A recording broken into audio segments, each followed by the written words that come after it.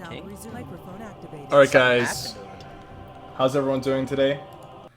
Welcome to We Are ESO, episode 4. Sorry we are a little bit late. We were trying to get the green screens fixed up, but it didn't work out. Welcome to the stream, guys. My name is Cypher, and I'm going to start off by just doing the basic introduction again. So, my name is Cypher. I've been playing this game since beta. I make YouTube videos and I live stream Elder Scrolls Online. I play all 4 classes. Recently added Templar to the arsenal of classes that I've been playing. And I'm going to let King Richard go ahead. King Richard, stream on YouTube. I stream on Twitch, and I make videos on YouTube playing PvP, ESO mainly. Fangrush? I play Stamsork, been playing since early beta, and I also make videos on YouTube. Lefty? Lefty Lucy, playing since beta, videos on YouTube, streaming on Twitch. Play Alright, the guys. DK, play the werewolf. So you guys know us by now. The introductions are getting shorter and shorter, as you can tell. You guys are probably wondering why we're not going to be talking about balance, class balance in particular, this episode. I know last episode we talked about Nightblades and DKs, and we said that we were going to talk about Templars and Sorcerers in this episode, but we decided as a group that we could save that episode for a future time. The reason is, in the next major update, ZeniMax is going to be making a lot of changes to class balance in general, and we're going to get the PTS for that pretty soon. So once we actually get PTS and once we actually have our hands on the new changes, we can start, doing podcasts about the recent changes of the class balance. But for now, there are things that we might be talking about that ZeniMax has already fixed. So there's no point in us, talking about class balance issues before the fact. ZeniMax giving us the new changes in PTS, which it will come. I think the patch is supposed to come in the first quarter, so sometime January, February, and I think we'll get the PTS either late December or early January. And once we have our hands on the PTS, we can actually start making, comments about the class balance. But until then, we're going to be talking about more important issues like the state of the game, Cyrodiil and Imperial City, and future changes that were announced, particularly some that were announced in the recent ESO Live podcast. So let's get right into it, guys. Topics of discussion first on the list is the current state of the game. So I'm going to let everyone just give one short sentence, guys, about how you feel the state of the game is right now. And we'll start from Lefty and work our way back. Go ahead, Lefty. Okay. I hate to say this, but I think it's obvious, and I think a lot of people have the same opinion, but to me, it feels like this game is dying. So there's my one short sentence. Feels like the game's dying. Fangrush. Yeah, that's well said, Lefty. It's deteriorating. Got it. The quality, each patch, and it's not being well looked after. King Richard. Yeah, I feel the same way. I feel like I feel like the game is dying from a PvP aspect, not necessarily PvE. I actually enjoy PvE, but PvP is dead. I agree with your point about that. I've actually playing the Maelstrom Arena. I mean, that's considered the only PvE I really do, but I've had a good time playing the Maelstrom Arena. But as far as PvP goes, usually when I'm playing PvP, there's a lot of things that just stick out and just cause frustration. You're like, this needs to be fixed, this needs to be changed. So clearly the state of PvP is not in a good position right now. What do you guys want to focus on for the first part? What topic in general when it comes to the state of PvP? Do we want to talk about AoE caps? Do we want to talk about Imperial City? Do we want to talk about the actual, the Zerg meta, the combat? What do you think is the most important thing that needs to be fixed or changed as soon as possible to bring PvP to a better state? think we could start like a little bit broader before we get down into that. Just my personal opinion. I don't know how many people would agree with this or what you guys think, but to me, you can use Twitch to judge the success of a game. I think that's a good way to judge how well a game's doing. And if you look at ESO, it's never been one of the front runners. Whenever the game went free to play, it was up there for like a day or two, and then right back down to the bottom. So it kind of sucks. And I think the reason why, honestly, I think the reason why is you got to get replayability in your game for the game to last and for the game to be healthy.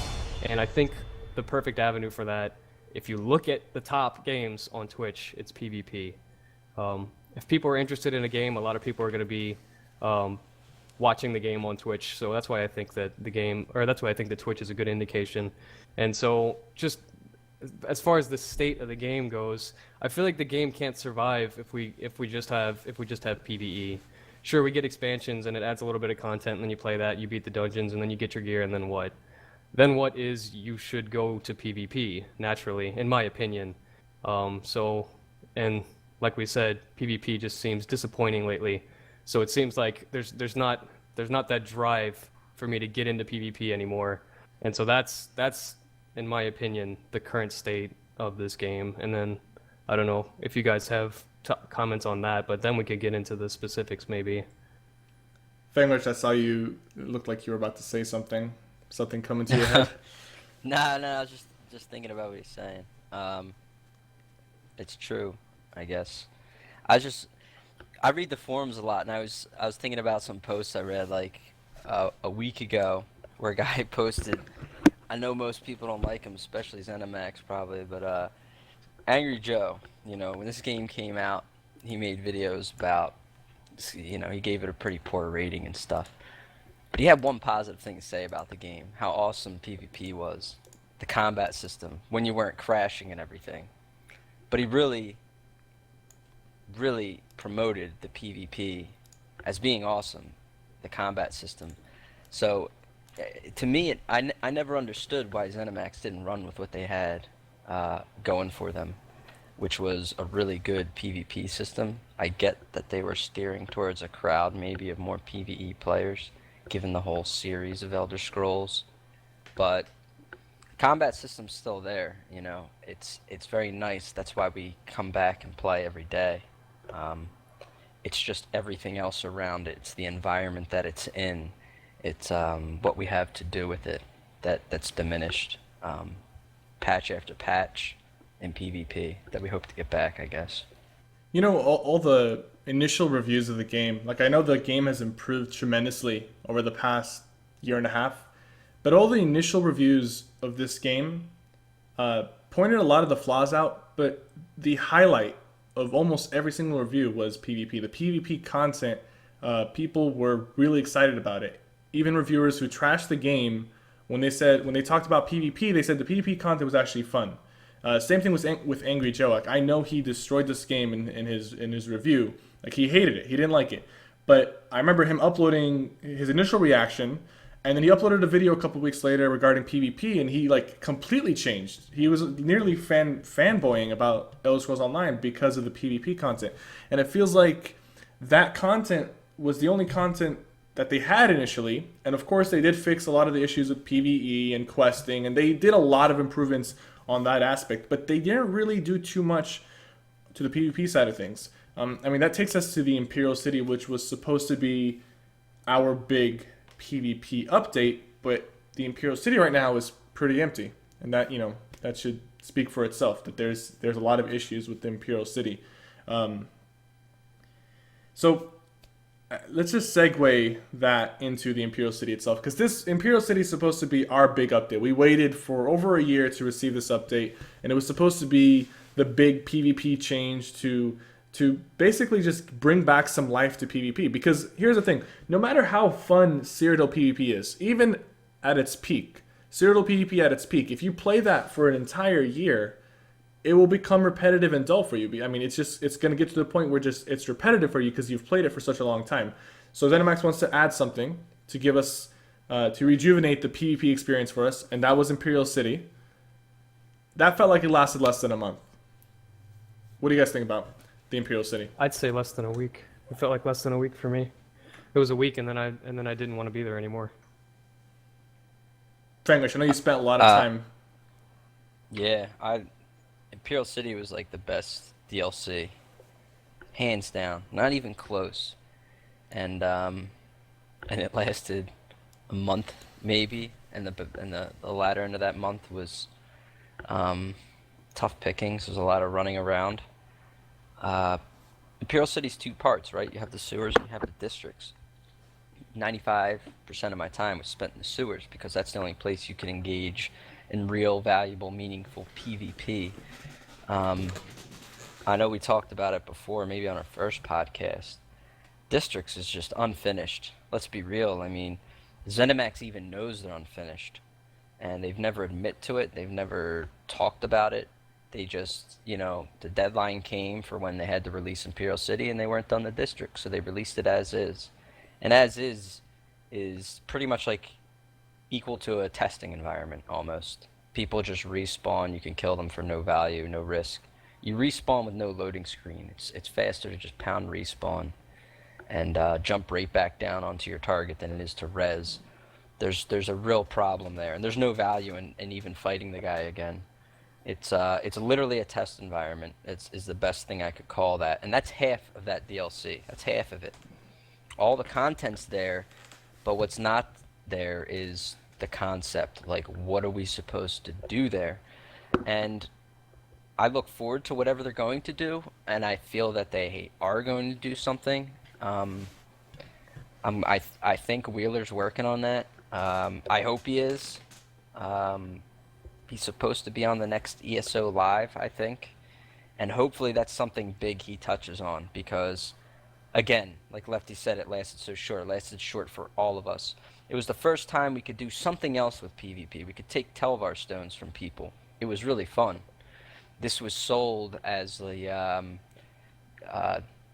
the dragon or Daox version of what was it called? Darkness Falls. They talked it up how cool Darkness Falls was, this dungeon and stuff. Well, it must have been better than this, unless it only lasted a month. I mean, the shit's dead. I mean, I went down there uh, just the other night because I've been doing Maelstrom for almost like a month straight because the loot system sucks. So I go down there. I was talking to you guys about this, and I run to the middle. I'm like, cool, the mobs are missing. Somebody is down here. And then my stream has to tell me, no, it's bugged, Fangrush. Don't worry about that. The mobs just don't spawn, and it's pathetic because I watch the PvP forums every night, and there's not a single post on there talking about how the middle's bugged. Moloch Ball's minion, whatever, doesn't even spawn down there. That's the centerpiece of whatever you have in the Imperial City. I mean, there's nothing in the districts. There is no centerpiece to the districts. There should be. It doesn't exist. But it's in such a state of disappointment, the whole Imperial City. And honestly, that's our alternative. I can't argue with the people on the forums that say Cyrodiil is meant for big groups. You want to call them Zergs, whatever. I don't care. I don't find that insulting to call whatever it is. It's meant for mass PvP. I get it. Imperial City should be that alternative for smaller group stuff. For an alternative to what Cyrodiil is. And it's nothing. It's dead now. They need to go back. They need to put things in, fix it up. I mean, for me, that is the biggest hope in ESO right now for PvP, is Imperial City. I want to see mechanics changes. I want to see performance increases in Cyrodiil. But Imperial City is the hope for someone like me that wants to do small, meaningful PvP. That is the hope. Like, that is the only ray of light in the near future that I see. So, sorry, Yeah, it took a while. short-term solution that is actually achievable. I agree, Fingrush. As far as what ZeniMax is doing in the last ESO live stream and also on the forums, they've been getting a lot more active on the forums, and they've been forums, Twitch streams, and their actual ESO live podcast. They did say that they want to improve on the Imperial City. They did say they want to add smaller objectives to get people to spread out. Like, flags that are capturable in some of the Cyrodiil cities like Cheydinhal and Bruma. And that is being worked on currently. Now, we don't know what it is exactly that they're going to be putting in, because Here's the thing. I mean, we thought Imperial City was going to be this new thing for smaller objectives and whatever, small scale PvP, and it turned out it wasn't. So, what's going to make this different? What's going to make the new changes and the new things that are being added for, smaller objectives and to get people to spread out? What's going to make that different? And what essential things are required in those updates to keep us coming back to them and not have an update that lasts for a week or a month? What do you guys think that ZeniMax needs to add? Stop, like, instead of, talking about what we have right now, what does ZeniMax need to add with these new updates? Particular, key aspects of the update that will keep you interested in that update. Whether I it's think whether it's Imperial City right now or whether it's the new capture the flag or whatever it is that they're adding, they haven't really gone into it's detail. it's a few things. Me personally, I just want a new style of PvP because Cyrodiil is, like people say, it's meant on large scale PvP. So when you go to Cyrodiil, that's what you get. If you run in a smaller group, if you run solo, you're just gonna run in a large scale PvP and get frustrated because that's what it's set up for. The keeps, in order to take a keep, you need a lot of people. Um, in order to defend a keep, you need a lot of people. So that's what people do. They take and defend keeps with a lot of people, and you end up running into larger groups the entire time you're in Cyrodiil, which is fine. Um, but I remember Brian talked about Imperial City and how that was small scale PvP. It turned out to be the same exact thing, just running in larger groups. And for me, what I really want moving forward is some type of structured PvP, whether it's 4v4, 8v8, 6v6, 3v3, 2v2, anything but 1v1. Some type of structured PvP moving forward that allows small scale PvP to actually happen on a consistent basis. I also would like to see moving forward at least some info on what they talked about with open world PvP because the justice system that happened in 1.6, and as much as I can remember, the justice system was supposed to be a PvP thing with guards and thieves, basically. Yeah, bad guys, good guys, but it was a PvP thing, and it was an open world PvP thing that would have allowed open world PvP to happen everywhere, and that just like that I don't know where that is.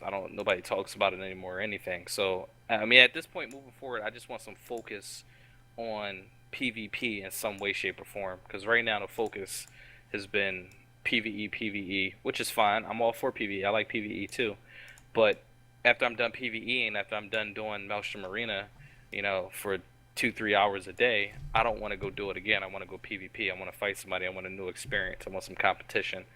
And Cyrodiil right now with the lag and the large scale PvP, and don't get me wrong, I wouldn't even be complaining about large scale PvP if it worked, but PvP doesn't work. I mean, now you go into Cyrodiil, if you go in anywhere that's not, or anytime that's not prime time, you literally can't find PvP. It's either one spot of the map that has a tri-faction Zerg battle, or there's just no PvP anywhere else. And then if you go on at prime time, there's a lot of larger fights all over the place, but you can't enjoy it because the performance just goes down 100%. Your FPS are dropping, ping is over 500, and it's every day. It's the same thing every day.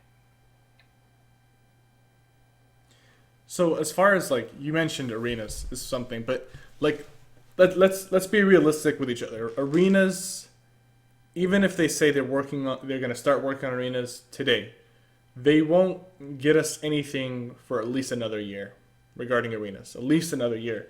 So what we need to do right now is we need to fix what we have right now. We need to fix the current system so that we can last long enough to where when arenas come in, people are still playing this game. At least people are still PvPing in this game. Well, one thing, and we've talked about this. One thing that can be a major change to support small scale PvP because I understand a lot of people like to play in larger groups. I understand that. I am 100% with you guys playing in larger groups. However, when you guys get into those larger groups and you go up against other larger groups, you cause the servers to lag. Period. It's not intentional. You guys aren't doing it intentionally. It's 100% on Zos's side. However, the only reason why you guys do that is because that's the only way to technically win in Cyrodiil. If you want to take keeps, that's a form of winning. That's a form of scoring inside Cyrodiil. You need to be in a larger group. You want AP, you need to be in a larger group. If you want EXP, you need to be in a larger group. If you just want to live, you need to be in a larger group. So I want to see some changes moving forward to add some risk and reward for smaller groups, and also stop rewarding these larger groups so much, because honestly there's no reason to run in a group less than 24 people. I mean, why would you? You get more AP, you get more EXP, you die less, you capture more keeps, you get Emperor. It's just a way to win right now in ESO. So I would like to see some AP changes as far as large groups are concerned, to promote people or to entice people to maybe drop those numbers down just a little bit and do some smaller scale PvP. Maybe even, make it easier to capture a keep. Make it a simple thing for a 6-man group to capture a keep, and make it easy for a 6-man group to defend a keep. Because right now, unless you have those numbers, you really can't succeed in Cyrodiil. It's like it's no succeeding in Cyrodiil without the numbers, no matter what you're doing. Okay.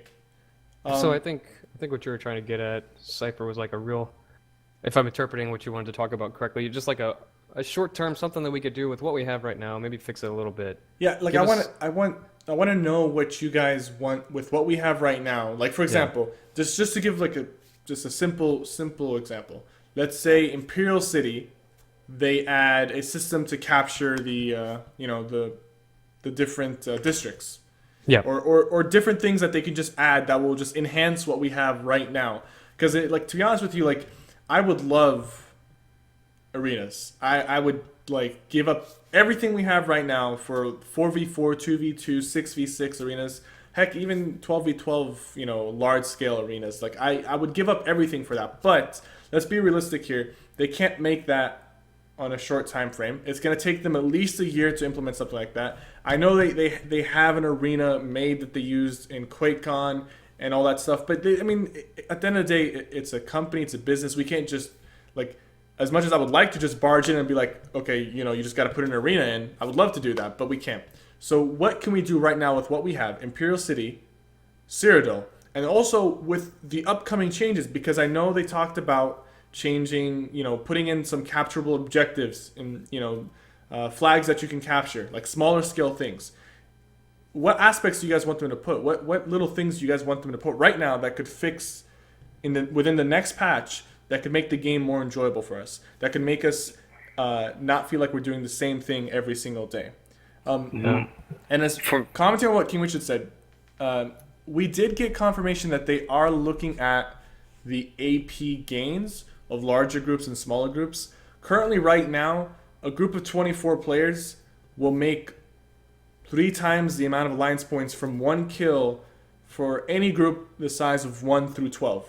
If you're running in a group of 12 to 1 players, a group of 24 are receiving 3 times more AP than you, regardless of what you're doing. Like per kill, they're getting 3 times more AP as a whole group. So they're going to be looking into that, and that's a good sign. Like, ZeniMax, I know it took us like 3 podcasts. This is episode 4. 3 podcasts with a lot of heavy hitting on ZeniMax's plate. But I feel like they're finally, it might be too late, but it's better late than never. They're finally adjusting some things, and they're finally listening. So right now is the time to speak about features that you want with what we have right now, things that they can put in by the next patch to make the game more enjoyable. So I need you guys to tell me what we want right now. Like, not in a year, not in a couple months, what we want right now and what's achievable right now. You got to keep in mind, it has to be something that they can put in right now.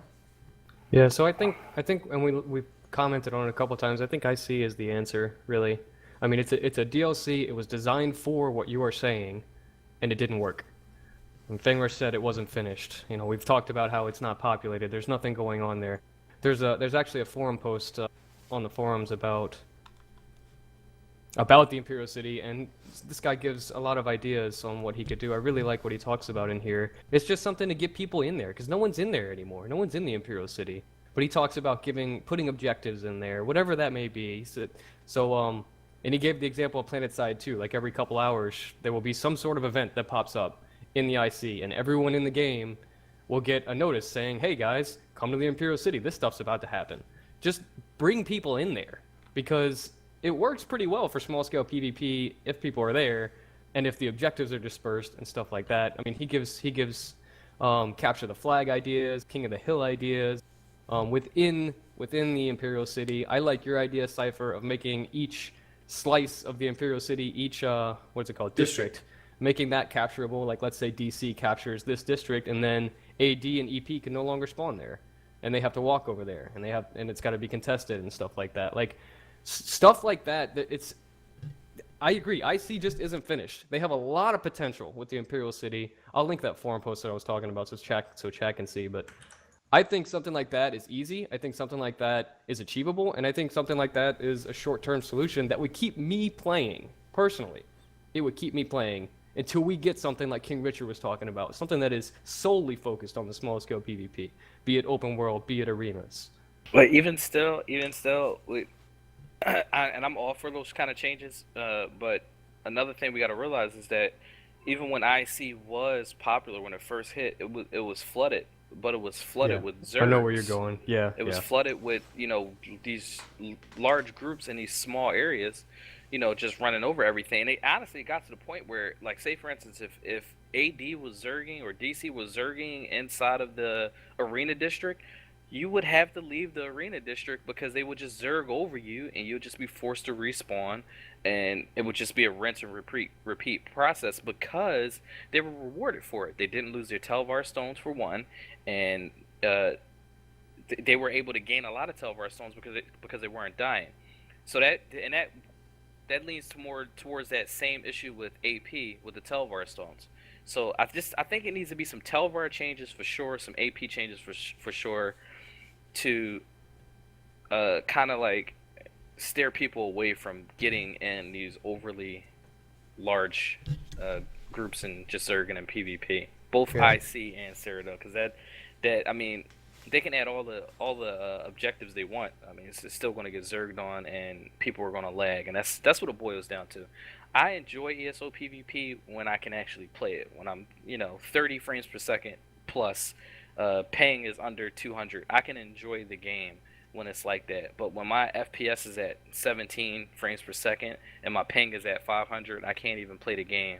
And that's a huge issue that everybody is suffering with right now. The Zergers, the small scalers, everybody, solo players, everybody suffers from those same issues. And that needs to be fixed, and the only way to fix it is to break down the sizes of these groups, because they're the cause of it, to be honest. Yeah, I actually, if you look at that forum post, that's almost exactly what I said. Like I was just talking about what this dude recommended he could do to pull people into IC. I think it's a big problem that no one's in IC. But I agree with you entirely, Richard. And that was my response to that forum post was, yeah, these things are great. It's good. It'll get people in the IC. But it'll still get Zergs in the IC. And so that's the bigger problem that I personally also dislike. But I still think even when we did have the Zergs in the IC, even in that first week, we had a lot of Zergs, but we still had a few people here and there with small scale. It was you actually had a chance to find small scale. I feel like there's just no chance anymore. So step one, get people into the IC, because it's supposed to be designed for the small scale, and then move from there. I don't know. I'll take a stab at it. I was about to say, I was just about to say something and then lead it towards you, Fingrush, because I seen you.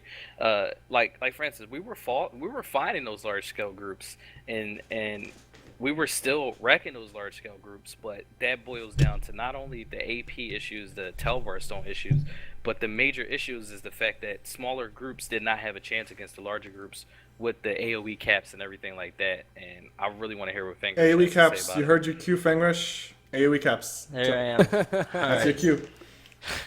I'll ride AoE caps till I die here. I've been talking about it for over a year.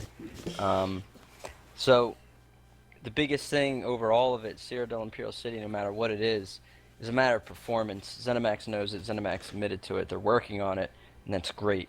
They're not going to fix everything just by going through their code and saying, hey, we upped the netcode. Hey, we made some changes here on the server side.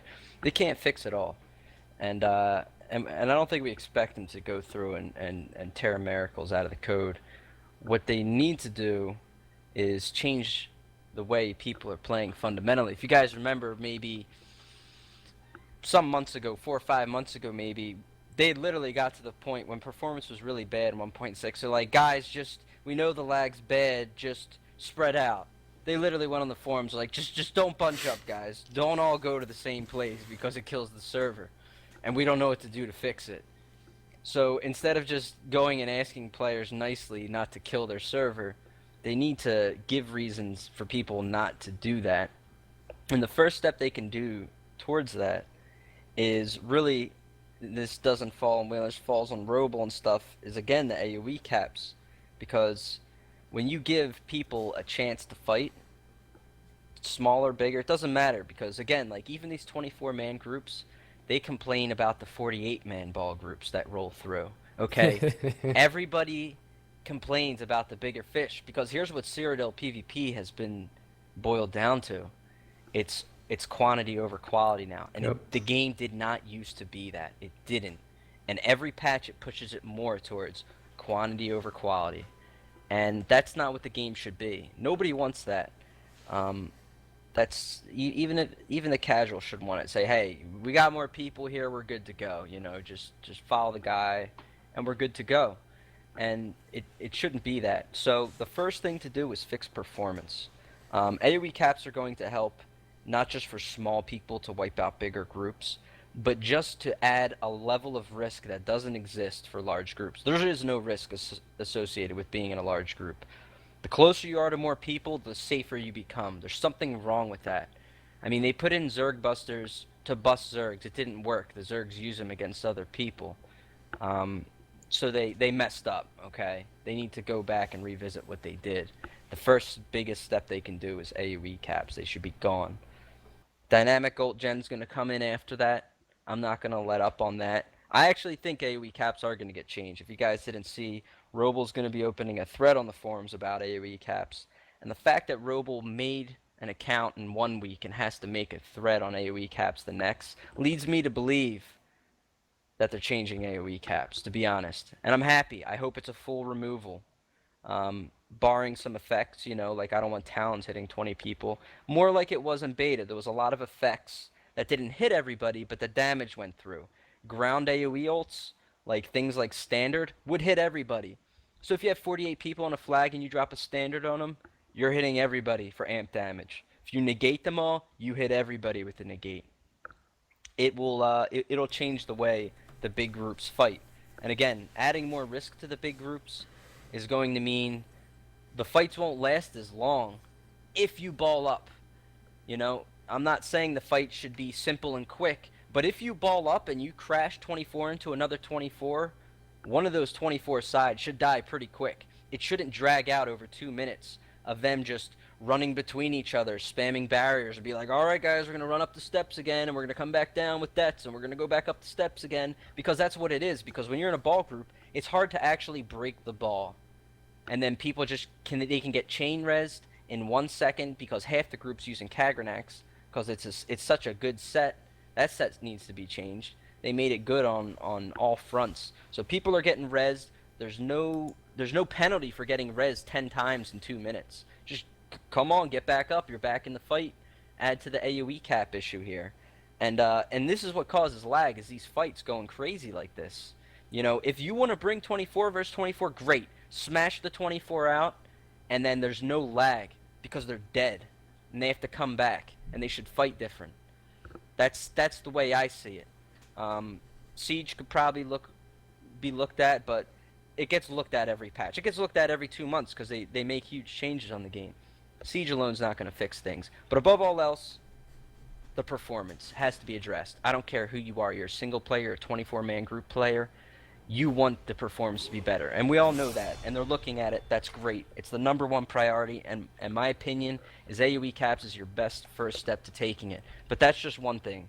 Cypher, you asked about what else they can do in the short term in the game. Imperial City is a big thing. The districts are unfinished. Make them capturable. I don't think people should respawn in them at all. I don't know what they want to do with them, what they want the effect to be with gaining them, but if you capture a district, you should get some type of reward for it. You need to give incentives for people to go there. Removing AoE caps is going to help avoid the issues in Imperial City. They say Siege is the Zerg Buster. We can't even use Siege in Imperial City. So what's your excuse when I run into 24 people in the stores? I have no option. I just got to bring more people. So that's not right. That's, again, comes back to why you need to remove AoE caps. But incentives in the districts need to be finished. The sewers, I think they should add something like, again, another incentive. Let us buy more with Telvar stones. Let us buy gold mats or something. Give us a reason to go there and fight and farm and buy the Imperial City. Because anybody that comes to our streams, like, hey, should I buy Imperial City? I say no. My favorite DLC, but it's empty. There's no reason to go there. Don't bother getting it because it's a waste of your money. And I hate to say it, but I don't lie to my viewers. So if they come ask me, that's what I'm going to tell them. And that's really screwed up. That's really a failure on ZeniMax's part. They have to know that DLC is dead and that it's not going to come back to life until they put effort into it. And it's the only PvP DLC that was ever released in this game, and it's the closest thing to a pure PvP DLC we'll see for a long time. I guarantee you that. The next 2 or 3, you can bet, are all going to be PvE related, and I'm fine as long as they do maintenance changes and put incentives into these parts in Cyrodiil. The other thing is the towns like Shadenhall and Bruma. They need to make them small events, like they pop up. Maybe this is where you have the opportunity to add instance combat. You can travel to Bruma to do your quests, but say an event pops up. Bruma's under attack by whatever, I don't care. And then, a team of 6 can sign up from every alliance to go fight in it and do something. Something like that would be really cool, I think. Because I don't think you can do it in Imperial City. I don't think you can do it in districts, although I'd love to see that.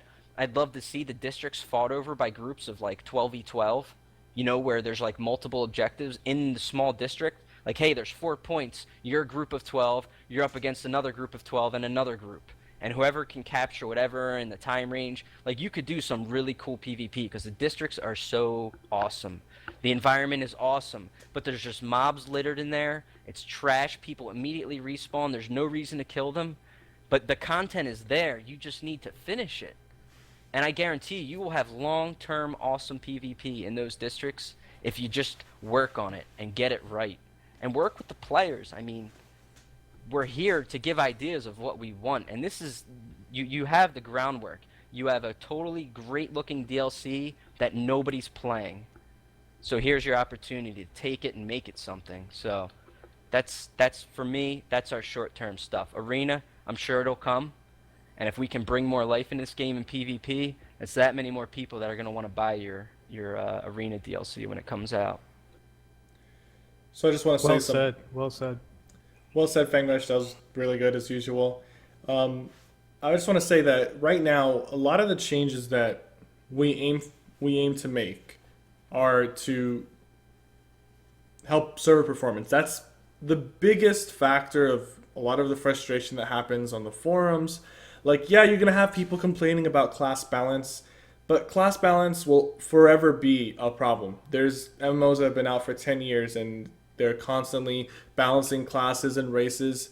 And you know what? To be honest with you, like, as far as, class balance goes, this patch is a better patch than previous patches. And I don't mean the best patch, but compared to previous patches, we've had patches where Dragon Knights were the king of all things. There's no stopping a DK. We've had patches where sorcerers were really good. But I mean, as far as patches go, this one is better than a few of the previous ones. But the biggest concern I have, regardless of what patch I'm playing, is the server performance. And a lot of the changes that we want made are to prevent groups of 24 to run into another group of 24 and the fight lasting too long. Because if the fight lasts too long, the server lag will also last just as long as the fight lasts. So there's a few ways that we can go about this. And I made a forum post regarding alliance points being rewarded, and it favors larger groups. Like, it already favors them because they're a larger group, but they also actually get extra points as a group. But you have to attack this from multiple fronts. We have to attack this from multiple fronts to get a proper result. Now, as far as PvP goes, someone made a suggestion that they should lower the group cap because raids have a cap of 12. What if in Cyrodiil, if you had more than 12 players in your group, only 12 people would receive alliance points, just like how only 12 people would receive XP if they killed something in Imperial City. What if there was a cap on AP and XP in a group at 12? Now people say like, oh, people will still zerg regardless of what happens, but I guarantee you that putting something in the game like that will cut off a majority of the incentives to zerg. Here's the thing: I have no problem with groups of 24. I have no problem at all with groups of 24 running in Cyrodiil. But if the server could handle it, I wouldn't have a problem. A server can't handle it. A server can't handle two groups of 24 running into each other. It always causes problems. If you play on Azura Start at any prime time, you're going to be lagging. If there's any keep battles going on, you're going to be lagging. If there's any two Zergs fighting each other, you're going to be lagging. So sometimes like people are like, this game was designed for large scale. And I understand Cyrodiil was designed for large scale, and we get that. But at the same time, sometimes you just got to step in and be like, okay, maybe our service can't handle it. Maybe we were just not ready for 24 or 100, quote unquote, 100 people on screen fighting. Maybe we just weren't ready for that. And maybe with the new meta and the ball groups and everything, our servers can't handle it. So what do you guys think about a cap on XP and AP rewarded? Like just the cutoff point. After 12 people, you don't get, if you're the 13th guy in the group, you're not getting anything by being in that group. You're just killing people. I don't think it should be. I don't think because that will because people still want to play in 24-man groups because that's just what they enjoy. I don't think it should be capped at a number. I think it should just be split. Well, it's not what they enjoy. That's the max. That's the limit. That's why they're running with 24. What if the limit was 12? I guarantee you they would enjoy 12. Some people still run with 48 though. Yeah, exactly. They just have 4 group leaders, and they would just talk. There's a DC group. They go around, and that's like some of the small 16 to 24 man. I say small, it's a joke. That's what Cyrodiil is. But the 16 to 24, they're the smaller type groups go up against a group that much bigger than them, and they're like, we can't do anything. Like, go ahead, remove AoE caps. It's multiple fronts. It's multiple fronts. Like, we do want to make sure that, like, by removing AoE caps and putting in dynamic ulti gain, you make the bigger groups easier to break down with a coordinated group. But at the same time, like what I'm trying to say is we have to attack this from the incentives and the weaknesses. Like, the incentive of running a big group needs to be reduced, and the weaknesses needs to be increased. Like the overall potential to kill a large group. I agree with you. And the first step in taking, for me, I've never been on the offensive of the larger groups. So when I say take away AoE caps, I want to make it even. That would make it even for us and them. When we talk about the AP gains, they're getting 3 times more. Make it even. I'd say start with even because we're not even there yet. I don't like the lopsided changes. I don't think it's good to bounce in that perspective. I think it's good to take yourself from where your error is and take it to like a happy medium and see what happens. I get your point though. I get what you're saying. I don't think they will do it, and I don't think it's necessary to ostracize the players that want to play in the larger groups. Because I don't want to cause conflict with them. I don't want to say, hey, we're doing these changes and screw you guys. Because that's basically what's happened to us. Look how we feel as small-scale PvPers. There's no reason to go screw people. Make things even first and see how they are. I think it would already change things in that direction, Cypher. If 24 people were splitting AP and people were balling up and their groups started dying out there to stuff they didn't die to before, and they're like, this kind of sucks. Maybe we should just play better or not just follow the crown around and pound healing springs. Like maybe there's something more to this game that I never had to discover. Maybe they'll start to change. Maybe they'll start doing something else. That's from a player's perspective. Let me just step in and say we just got a $100 donation from Nonpoint. He says, keep up the great work, guys. Thank you so much for the support, Nonpoint. We all really appreciate it. Thanks, man. One of the major things that happen is like, for instance, when I used to go for Emperor, right? I'd be on the top of the leaderboards, and then all the other people who are trying to get Emperor, they're messaging me. They're like, "What are you doing? Like, where are you getting AP from?" And I'm telling them, I'm like, I'm just running around PvP killing people, and they're thinking that I'm trading kills with other faction members. They're just trying to figure out what I'm doing to get AP. Once people realize that you can equally get as much AP as a Zerg running in a smaller group, people will start thinking about it if their larger group is getting blown up, just like Frank Rush said. Like if the larger groups are getting smacked because of those AoE cap changes, and on top of that, they're not able to easily get Emperor. On top of that, they're not getting as much EXP. On top of that, they're dying. They're gonna drop those group sizes. So we don't need to add a hard cap on 12 members. It just needs to be split amongst the members. So if I'm in a group of 6 people, that AP gain is split between the 6 people, and if they're in a group of 24, it's split between the 24, making it so that the more people you have, the less of a reward you get for AP. That's risk versus reward, and that also promotes small scale PvP, and that's what we need to push for. Well, my only thing is I hope you're right, Richard, that if we do that, they would reduce their group sizes.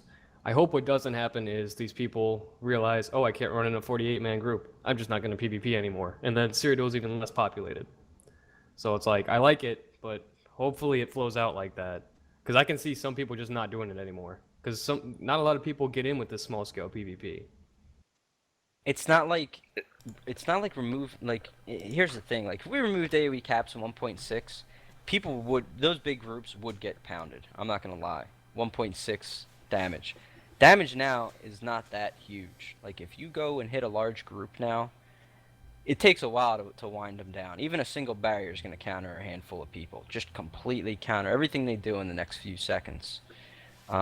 It's they're still going to be able to run those big groups. You're still going to have the problem. It's still going to exist. It's just not going to be as bad as it is today. Today they're invincible, and even when they fight bigger groups, again the fights go on for a while. If you had 24 well-grouped players like timing damage on another 24, and they just ambush them, they just hammer them with everything, they're instantly dead, and they should be. That's the risk of it.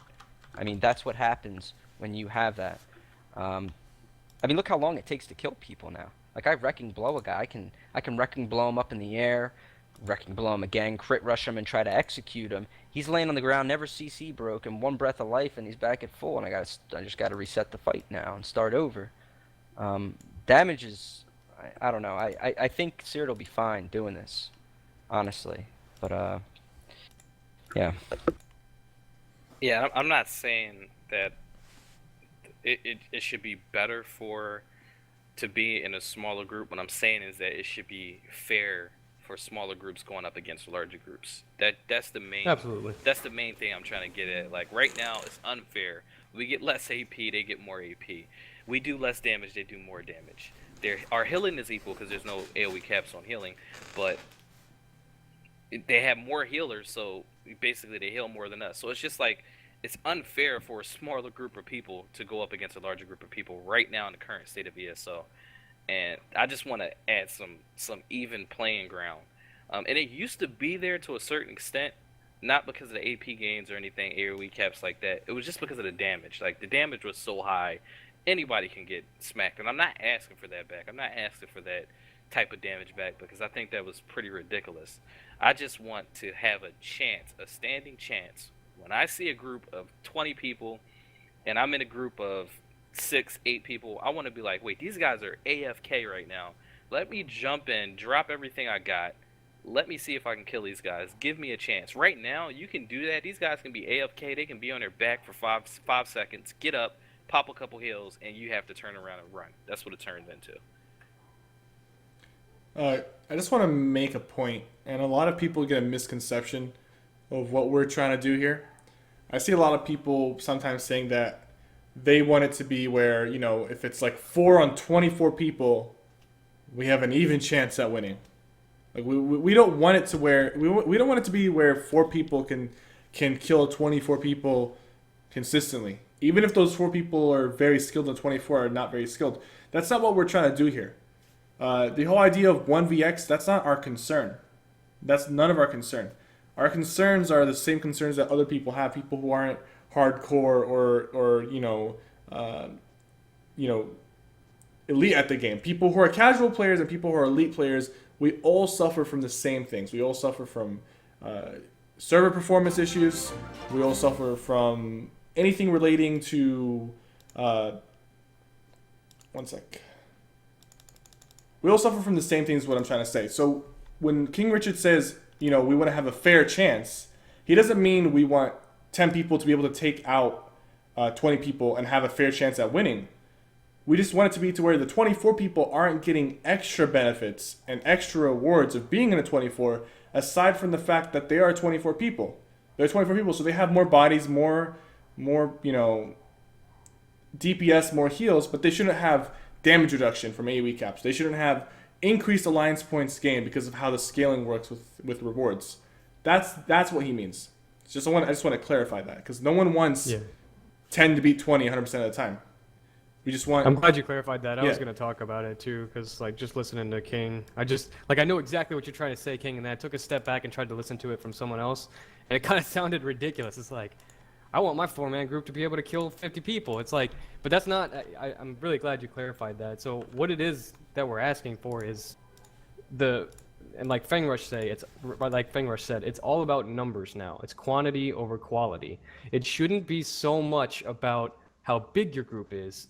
It should, if your group is good, has good people in it, you should have a chance. That's all. We want a chance. Like we don't want to go up against people that have 2 times our numbers, but 100 times less the skill, and they still win. That is what's frustrating. With the changes that's they why made we're trying to this get patch, with the AoE caps, with the 50% damage reduction, this patch more than any other has absolutely crushed the quality of small group play. More than any other patch has, I'd say.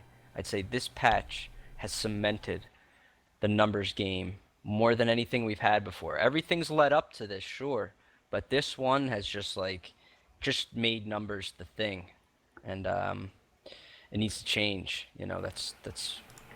That's why Cyrodiil is what it is today. That's why it is so Zergy. I mean, that's why you have people from big groups, and that's what they primarily do. They're big group players, and even they're saying something needs to change. That's all it is. I mean, it's out of control. There's no place for the small man. There's no place for the medium-sized group. There's nothing in Imperial City. There's just Cyrodiil. There's just the laggy zone you can go to if you can stand it. And a lot of people can't right now, and we need some short-term solutions. So that's kind of what we're talking here. Yeah, it shouldn't be one person walks into a group of 50 people and kills them in 3 seconds. It's not what we're asking for. We're just asking for the ability to at least do something against 50 people. Well, not only that, not even 50 people. Even against twice your numbers. The ability to at least do something. Not only being able to do something, it's a bigger issue with Cyrodiil, and the issue is performance. And the performance issues come from the larger groups. To point the finger, it comes directly from these larger groups clashing with other larger groups. So unless you do something to bring these larger groups down in size, we're dealing with the same issue every day. It's either you run into a larger group when the performance is fine because the server is less populated, or when the servers are catlocked, you run into these larger groups and you can't play the game because you're lagging and your FPS are dropping. And that's the larger issue of the game right now, is these larger groups need to get dropped down in size. I want to point out that as far as group size goes and stuff like that, as far as so I want to comment on behalf of some of the elite groups that used to play this game, because a lot of people think that we're just talking from a 1vx perspective, solo PvP perspective, and I want to, because they're not here right now, I want to comment on behalf of a lot of the larger groups. I'm talking 12 to 15 person groups that have left this game or are moving on because of the fact that it's become a pure numbers game. We have guilds like Alacrity, we have guilds like Havoc that used to play No Mercy. These are guilds, I just pointed one from each faction, EP, AD, DC, that used to play and used to run their 12 to 15 man group like on a daily basis.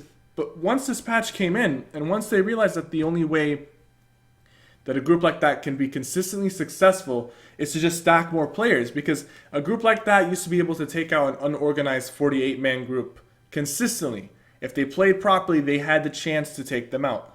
They had the chance to take them out. But nowadays, you really don't have a chance, and even if you do, it's a very, very slim chance. And that chance is not something you can put your numbers on. Those groups they've left the game because that was their style. The 12 to 15 man, that was their zone that they were comfortable with. But now that you have to run 24 and you have to stack more players to be able to take down the same amount of people, that's why people have either left the game or just started adding more people to their groups. Now you got bigger groups, and when you have bigger groups, the server can't handle it, and the server starts lagging, and our pings spike up. So it's really important that we understand when we throw the word Zerg around, when we throw the word large groups, even the large groups have problems with bigger groups, and even the bigger groups have problems with bigger groups. You're always going to be pointing in one direction. So everyone's going to have that issue, and what we want to do is we want to allow people to play with what they're comfortable with. If someone wants to play with 4 people and they're comfortable with that, they still have to be somewhat effective in what they're doing. They have to have something that they can do as a 4-man group, as a 10-man group, 12, 15, solo player, 24 people. They have to have some sort of effectiveness and role in PvP. Because Cyrodiil isn't just about the Zerg on Zerg warfare. Even though that was the focus of the game, it's not just about that, because there's room for everything. And there was a time where solo players, duo players, small man groups, large groups, Zergs could play at the same time and do different objectives and accomplish different things, because everyone was able to perform in their comfort zone. Now we have people being forced out of their comfort zone and being forced to play in larger groups, and then people who don't want to do that will leave the game or not PvP anymore. So it's really important to understand the difference. Like, it's not just solo 1vx players. This is not what this podcast is about. It's about everyone who plays this game. Everyone who plays PvP, we're addressing everyone. And we're addressing concerns that everyone faces. Alright, so do you want to move on to the future changes that were recently announced regarding CP, regarding what we know so far about Cyrodiil, like the capture the flag things in the cities, or is there more we want to discuss? Like, I know we haven't talked about dynamic ult game, but we've kind of already beaten that one down pretty hard. Is there any topics you guys want to bring up before we move on to the next topic? Anything that's on your mind right now? I think I'm good. Okay, Richard. I just like I would want to know like how the chat feels about, the current state of PvP, like as far as the numbers are concerned in these larger groups. Because I play on Xbox, I played on PS4, I played on PC, and it's the same thing. And a lot of you guys watch me stream, and we tend to agree on the same thing. I'm kind of leaning towards, because we speak a lot and we really don't know exactly how everybody else feels. I want to know how the community feels as a whole as far as the numbers, because I feel one way. Some people agree, some people disagree, but I want to know how you guys feel about Cyrodiil and these larger numbers in these groups. Basically Zerging as a whole. I just asked Chad to give us one word to describe PvP and ESO. It looks like everyone's just saying lag. Lag. I mean, here's the thing, like, if the game is good or bad, regardless of if it's good or bad, when the game lags, you can throw everything out the window. You can throw class balance out the window. You can throw Zerg AP mechanics. None of that matters when the game is lagging. When the servers are lagging, none of it matters. It just comes down to the fact that your inputs aren't going through the game, the frames drop tremendously, the ping spikes up, and you have no control of what's going on. So that should be ZeniMax's main focus, and it's been their main focus, but they haven't really been able to, nail it down, because it's not a simple fix. It's not a simple fix. They can't just buy more servers. And the thing is, after playing this game for a year and a half, close to 2 years now, a majority of the time, when we have issues with lag, it's because Zergs run to another Zerg, maybe at a keep fight, they're balled up, and a lot of the times when the server really hits hard and nothing works, you got two big groups inside a keep. So two big groups inside a small area like a keep, like on the flags. That is the prime time of when the server will absolutely go to shit. And that's what we want to prevent. We want to prevent or make that moment a lot quicker. When two groups run into each other on the flag, it shouldn't last as long as it does, and it shouldn't it shouldn't be drawn out too much, because when it does, the lag will be drawn out just as much.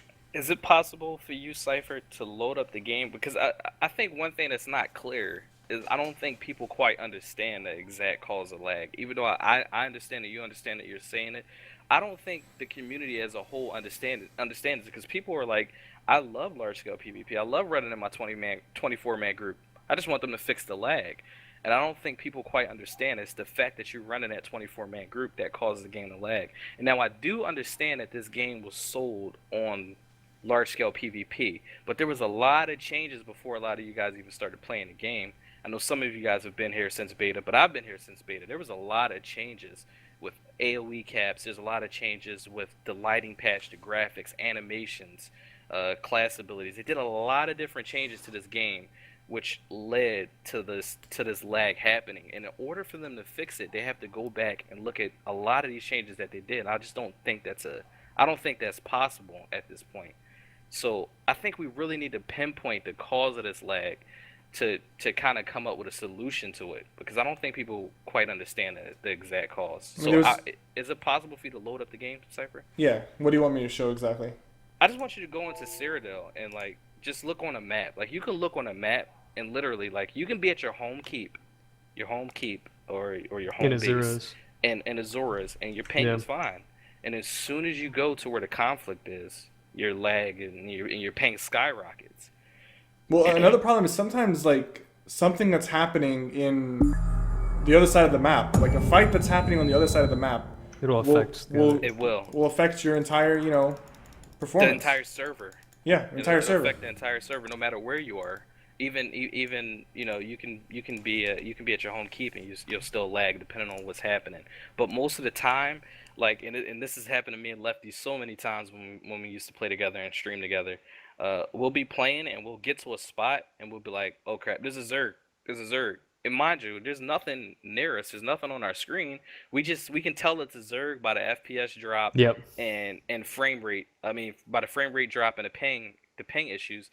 Just from that and the way the game starts to feel, how it gets sluggy, you can tell there's a Zerg nearby. And then next thing you know, 2 seconds later, we're dead because the Zerg runs over us. Yeah. And that is it really needs to be pinpointed that is one of the major causes of the lag issues, is these larger groups.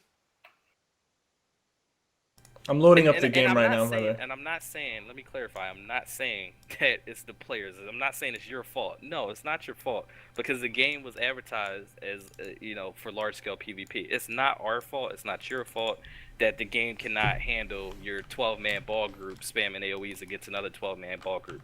That's all on Zos's behalf. But however, we do have to understand that if we wanna play this game, we wanna enjoy it, we gotta kind of make changes too, to push it in the right direction. And it's all on Zos. It's not on the players. It's on Zos. But it is what it is. It's the large scale PvP groups that are doing this to the servers. Yeah, I like the comment that it's not an easy fix, because it really isn't. That stuff's There's complicated. I mean, yeah, if it was an easy fix, they would have already fixed it. Yeah. As far as I'm concerned, like I mean, some people go back to the server. I mean, there was some major changes like the lighting patch, and then someone mentioned that ever since they removed a lot of the client side things, the server side, the servers have just not been able to handle it as much. Like there's a lot of like changes that were made that could or probably do have an impact on the performance, but I doubt we're gonna be able to pinpoint it. But the thing is, what we can do is work with what we have right now and try to prevent, because no matter how you twist it, when two large groups run into each other, that's when the lag happens, and it'll happen as long as the fight's going on. And when the fight's done, as soon as one group is dead, the ping will instantly start getting lower. It will instantly start dropping. So that's an issue. And I would love to play a game where two large groups can go at it and we won't have any lag issues. Because here's the thing, I can play away from the large group. I can go and hit the On the reinforcements. outskirts. I can be on the Yeah. outskirts, right? But when that fight that's happening all the way across the map is causing my 1v1 that's on the other side of the map to turn to crap, that's when we have an issue. When a fight that's like all the way across, you're away from the fight, you're away from the Zerg, but you're still suffering from ping because of the Zergs. I have the game loaded up right now. I believe I'm on Azura Star. Uh, my ping was actually just about at 400 right now. It just dropped down to 100, so that probably would have been a good moment to to showcase. But I think what's okay. Let me see. Is the server pop locked? The server right now for Azura Star is pop locked for AD and EP, but DC is on high. But here's the thing: population actually doesn't. I mean, as far as I'm concerned, population isn't the biggest factor of lag because I've been on servers that have medium population and then when two large groups run into a keep to take that keep, or to defend to defend and attack a keep at the same time, even a server with low pop or medium pop, the ping will skyrocket.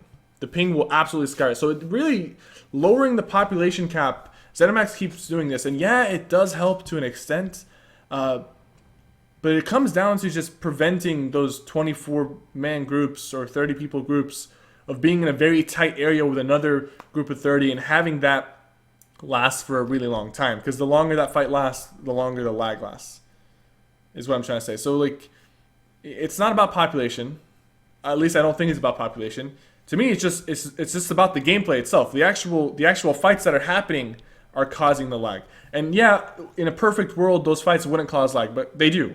So we have to try to minimize those fights, discourage the larger groups from running to each other like that, and make it to where we create a PvP scene where 24 right now is the limit. 24 seems to be like the official, cap. There's some guilds that run with multiple 24-man groups, and you know what? Whatever it's fine. They want to play like that, that's fine. But a majority of the groups, a majority of the guilds do tend to bring up a 24 for their group, and that's it. They cap it at 24 because after that, it requires a lot more coordination. It requires a lot more planning to, I mean, it doesn't require a lot more, but just that extra layer of like, okay, we have to create a new group will prevent people from having to create a new group. So the way I see it is we have to not discourage. We have to make the 12-man group efficient enough to where they can be 12 and still do things on the map and still take on larger forces and not have to go to 24. Because once they have to go to 24, then we have issues with the server. I think another main key to the reason why people get in these larger groups is because they capture a keep. The larger, the better. I mean, like. Well, here's the thing. The reason I don't agree with that point in particular is because if you make it to where a keep takes less people to take, like, okay, here's the thing. A group of 24 shows up to the keep, and they have the capabilities to take the keep, but there's going to be other groups showing up to the same keep. There's going to be other solo players or just, you want to call them pugs, showing up to the keep. And at the end of the day, you're going to have the group of 24, you're going to have a couple of other smaller groups, and you're going to have a couple of solo players showing up to the keep. So if you make it too easy, you give too much power to that 24, because that 24 will just be able to go flip keeps very quickly. I think what they need to do is... What I was trying to say is that, for instance, like if me, you, Fingrush, and Lefty, if we decided to go take a keep right now, once we get the keep flagged, somebody's gonna know it. One of these larger groups are gonna know it before we can even get through the door, through the wall, through the first wall to start sieging the inner. We're gonna have a Zerg on us before we can even get to the inner, which is why people tend to siege or tend to take keeps with larger groups, because if you got 24 people sieging down a wall, it takes like 2 seconds. Wall is down, you're in the inner, 2 seconds. Inner is down, you're inside taking a keep. Smaller groups don't stand a chance at taking keeps at all, and I don't know what they need to do to give smaller groups a chance at that. I don't know if that should be a thing. I just feel like the way it is now, there's absolutely no way for a smaller group to take a keep in the current state.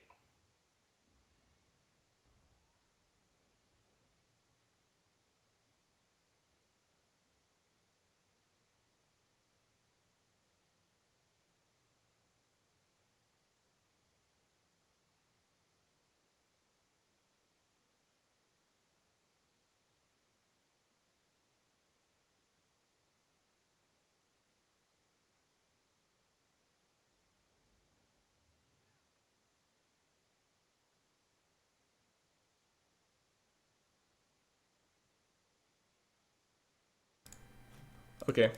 Wrecked. Fixed. They could hear me. But the chat couldn't. Okay, so let me start that over real quick. As far as like my personal experience with keeps, I tend to like.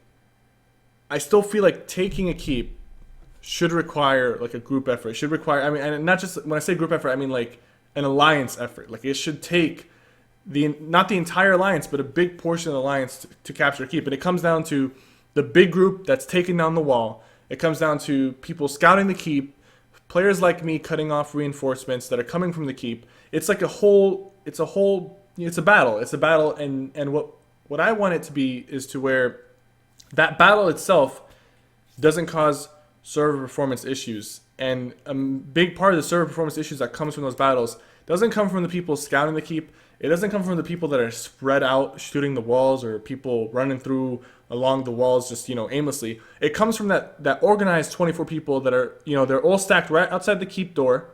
They put up their barriers, they charge in, and they face another 24 people who are all stacked up with their barriers, and they clash on the flag, up and down the staircase. That's where the lag happens. And I mean, you can tell me whatever you want.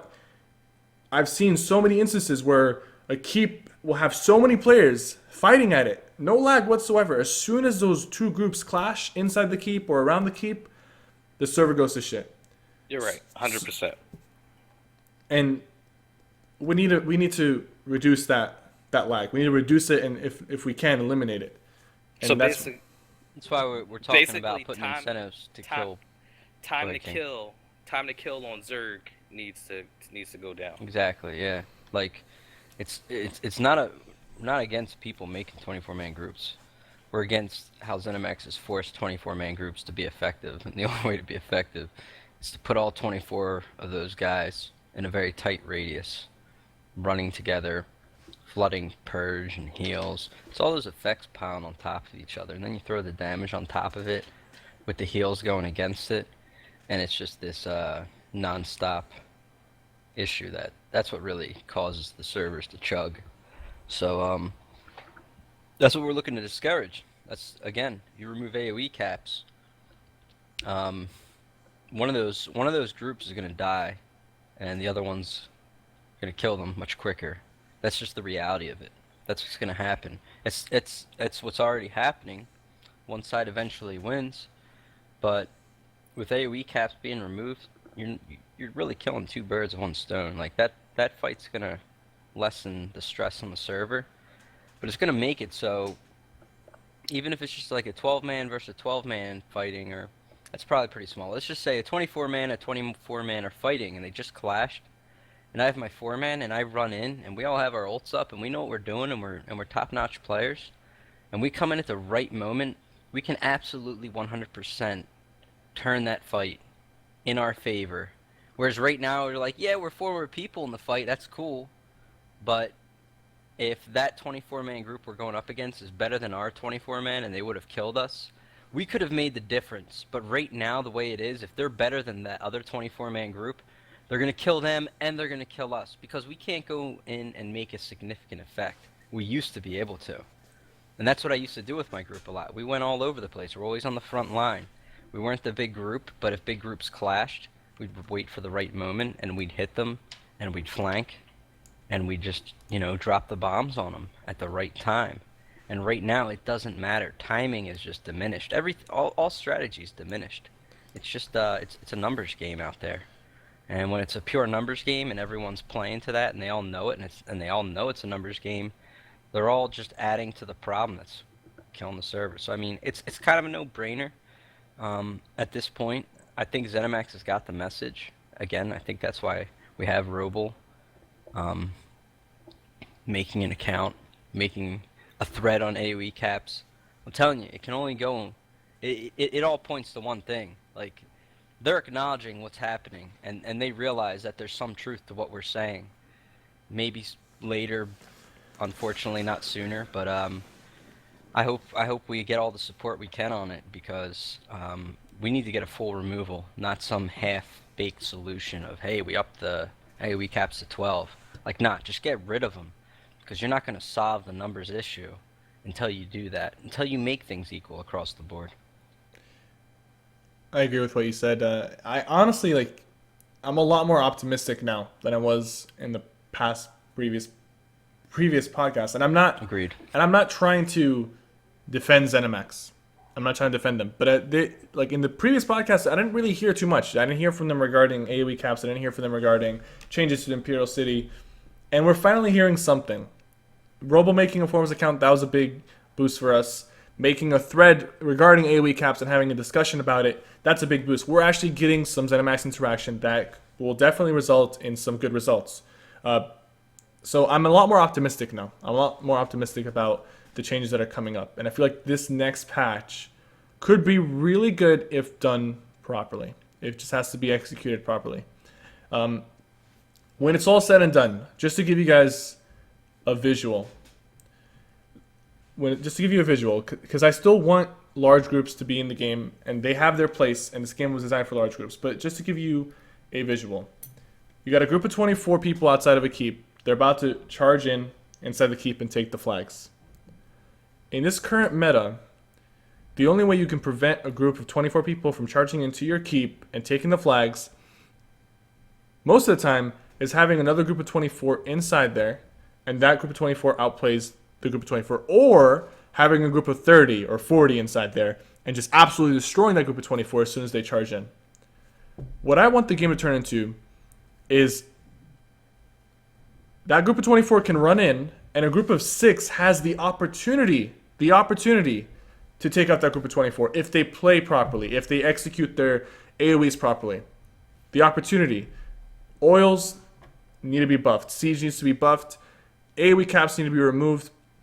Damage in general against larger groups needs to be upped. I think they should have actually, the more people you hit, the more damage you do. Because you want those battles to happen, but you want them to end very quickly. And it's unfortunate that they have to end quickly, but it's what the game means right now. When you have those huge battles drag out with two, 24-man groups, just barrier after barrier, and they're not going down, no one wants to die, that's when the server turns to shit. And the longer that lasts, everyone suffers. Everyone on the entire map is suffering from that one battle. So if we get it to the point where a group of 6, 8, 10 players can organize well and take out a group of 24, we've seen it. We've seen Zerg bombing happen before. It still happens, but it's a lot more difficult because the numbers are just stacked against you. If we can get to the point where numbers is a benefit, but it's not the only benefit.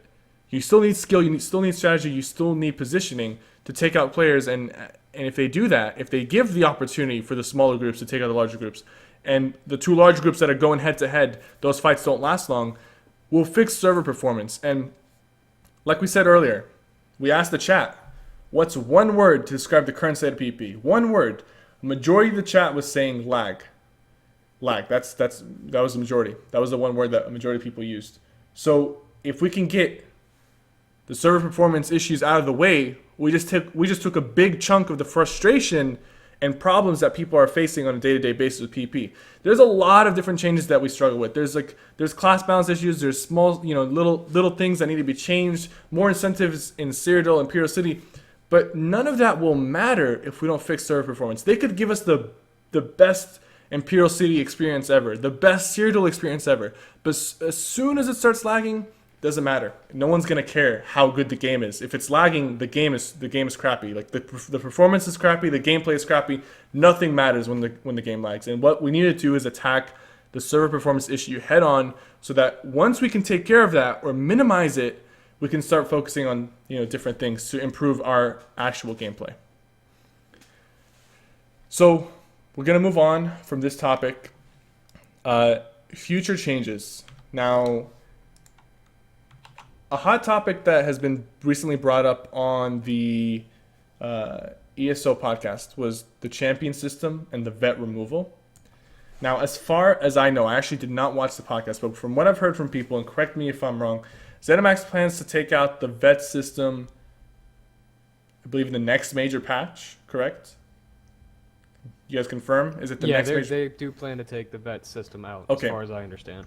And their substitute is going to be the champion system, and basically every 10 champion points will equate to one vet rank. Whatever, like as far as Next gear. patch? Are you guys sure? Next major patch, I believe Next so. major Q1 2016.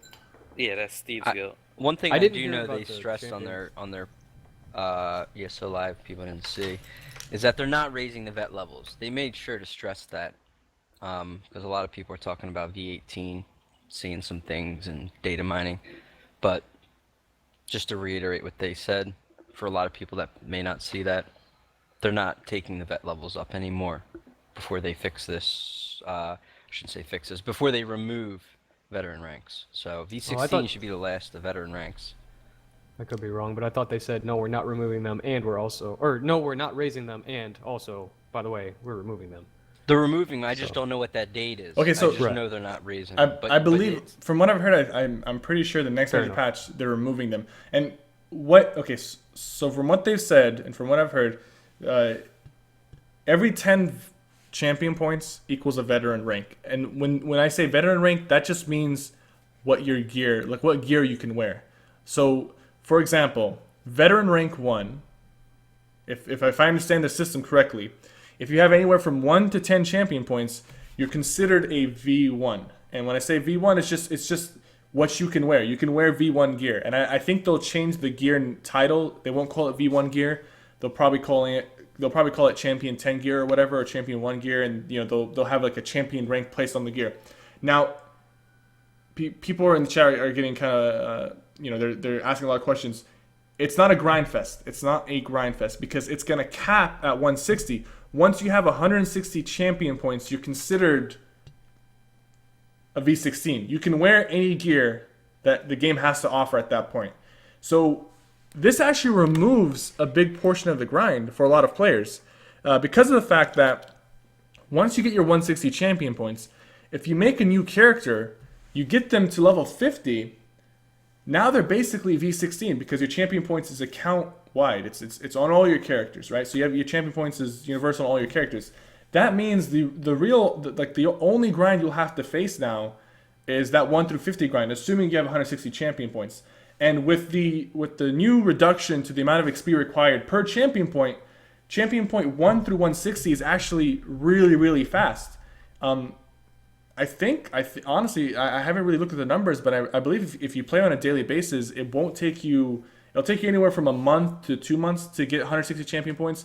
Playing casually, like not like extreme amount, and if you really grind it out, you can get 160 champion points from 1 through 160 in a week or two if you really grind it out and you play plenty of hours. So what this means is once you get your 160 CP, you make a new character. Say you want to try a new race, new faction, whatever. You get them to level 50. At that point, they can wear the same gear that all your other characters can wear. They're basically a V16. They won't be called a V16, but at that point, they're the max rank. And honestly, this is a good change. This is a good change. I see it as a good change. Of course, there's going to be negatives and positives to every change, but this change in particular, I'm really happy with because it removes a big part of the grind. No one wants to grind to V16 on their 6th, 7th, 5th, 4th vet character. The grind was horrendous, and now all you really have to do is just get a character to level 50, get the passives, get the skill points you need, and you can get into the fight. You can start playing endgame content at level 50 as long as you have your 160 champion points, which are not too hard to achieve now with the catch-up mechanic. So this change, I personally am really happy with this. It's great. It's great news. I have a veteran rank 7 Dragon Knight that I haven't touched for a while now. I'll be able to play him and probably turn him into a different build and just play with him. I have a V1 EP Sorcerer that I'll now be able to play at an end game level just because of this change. So personally, I'm really happy with this. I think it was a great change. It was a good decision, and it removes a big part of the grind that this game had, and it opens up possibilities for new characters. And it also makes it to where people who are rolling new alts aren't being punished with a long grinding session to get to V16 and start actually performing well. Can I just... Yeah, sure. Just real quick. Mad Sai, another ESO streamer here, just... for clarity, says veteran ranks are not removed next patch. They're working towards it, but not raising it. That was the big thing I saw they did stress in ESO Live, that they're not raising it. They said they'll probably be removed with Dark Brotherhood, because I remember Rich Lambert was on there. He was saying it's very hard to remove veteran ranks from the game, and you have to think about it not just from PvP and your equipment, but from the whole PvE perspective, how the game is built right now. Yeah. He said they already stated that V16 Trials gear will drop next patch, which they did say on the podcast. So the Trials will be moved up to V16. And PvP. So they're sorry. Like Morag Tong, Shadowwalker, the PvP. That should be too, I think. Yeah. Yeah, I'm pretty sure that is. But like Trials gear, so like Sanctum, all that stuff will be moved up to V16. And they're also improving gear to be CP oriented, but not removing vet ranks yet. But I know they're working towards it, and it's their goal. It's just, and I believe them when they say it. It covers everything in the game. Everything is based off veteran ranks.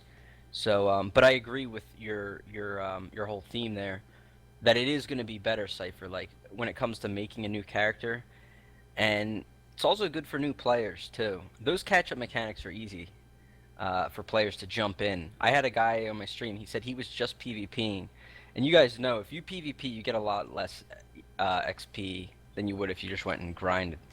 A guy said he just PvP'd all day and made like 22 CP in a day, just because of the catch-up mechanics. Insane, like at really low levels. So all in all, it's good news for new people. We all want to see more people come to the game, but we also want to be able to promote the game and tell them it's in a good place to come to the game. Yeah, that's the thing. That's the thing. Like I like that change. That change is good because back in the day, not too long ago, but back in the day, what stopped me from making a new character was how long it takes to grind it up. And that's what stopped me Likewise. because what I want to do with my new character is go into PvP. So this is good. I like this change. It's good. But now what stops me from making a new character and playing a new character is there's no PvP that I enjoy. So it's good to an extent. It's nice. It fixes a big problem, but for We me, still- we what I still want gotta to fix use my the big character issue. for is PvP. But we already It's a great talked about all the direction. problems there. Yeah. Someone in the chat said they got 40 champion points in one day because he only had 2 CP. So the catch-up mechanic is actually useful now. So that's good. It took them a couple of tries, but they found a sweet spot regarding that. All right, so is there any topics or discussions you guys want to talk about, or should we go into the Q&A session? We want to try to aim for 2 hours. We have 30 minutes left. If we go for the Q&A right now, we could go for another 15, 20 minutes and wrap it up. Is there any big topics? I know, okay, so like arenas is a hot topic and people are constantly spamming arenas, but right now we got to play it smart. We got to play it with what ZeniMax can do, and we have to help them fix the current systems that we have in place. So So Arenas future is- changes. Oh, sorry. arenas is something that I believe someone said that when they were asked about arenas, ZeniMax said they do have plans or they intend to eventually add arena in the distant future. And I understand like that's a very vague answer that doesn't give us too much, but we have to understand they want to focus on what they've already built, Imperial City and Cyrodiil as far as PvP goes. So we have to help them fix that. That we have to give them our feedback regarding what we have right now, so we can fix this and make this last long enough until we have arenas. Exactly, what you said, last long enough. Like, I think the big thing, like, yeah, it's coming and that's great, but it's not. It doesn't fix anything today. And our main goal, again, we're not here. This is not a bash fest. As this is really a very every podcast put together here. We come here to provide constructive criticism, as harsh as it may come across sometimes. So we want to get it in a healthy state so we can get players in the game. We can keep players that have been playing that are frustrated with some issues in the game. There's a range of, again, the balance issues and the combat stuff we didn't touch on. They exist. They're there. But like Cypher said before, they don't matter until we have a playable game that we can log in and enjoy. And when we have those performance issues out of the way, we can waste our time complaining about how ambush spam gets me mini stunned until I die. That's We're when we not talk talking about balance. that. But like, it's there, it exists, yes. But one step at a time. Same thing with arenas. It's a bit more farther out, but we want to have things enjoyable so we can keep coming and logging in and playing the game. Because we all love to come in and play this game. We want to stick with the game. And there's a lot of players that do too. There's a lot of players that feel the same way. So I think that's, how we all feel about that. So one of the other future changes that I heard was that they plan to rework and bring back forward camps, which personally I'd like to know what you guys think, but I love that. Yeah, That's awesome. I agree. And Yeah, here's the so thing, like, again, so Wheeler's, they said, and I really, really hope he does. I really like Brian Wheeler. He's a friend of mine now. I've grown to know him in the past year or so. But he's supposed to be on the next ESO Live, and I hope he is. I look forward to seeing him if they put him on there. He's a good guy, and he wants to bring a lot of changes to PvP, I know, and that's definitely up there on the list, Lefty. I really Yep. look forward to what he has to say. I hope he comes on. I encourage people to tune in if he is on there, to see what's coming. It's going to be relevant to all of us and everything we're talking about today. To see what he has to say on what they're doing with PvP. It really plays into a lot of what we said tonight. It'll give us some idea of what their current direction is.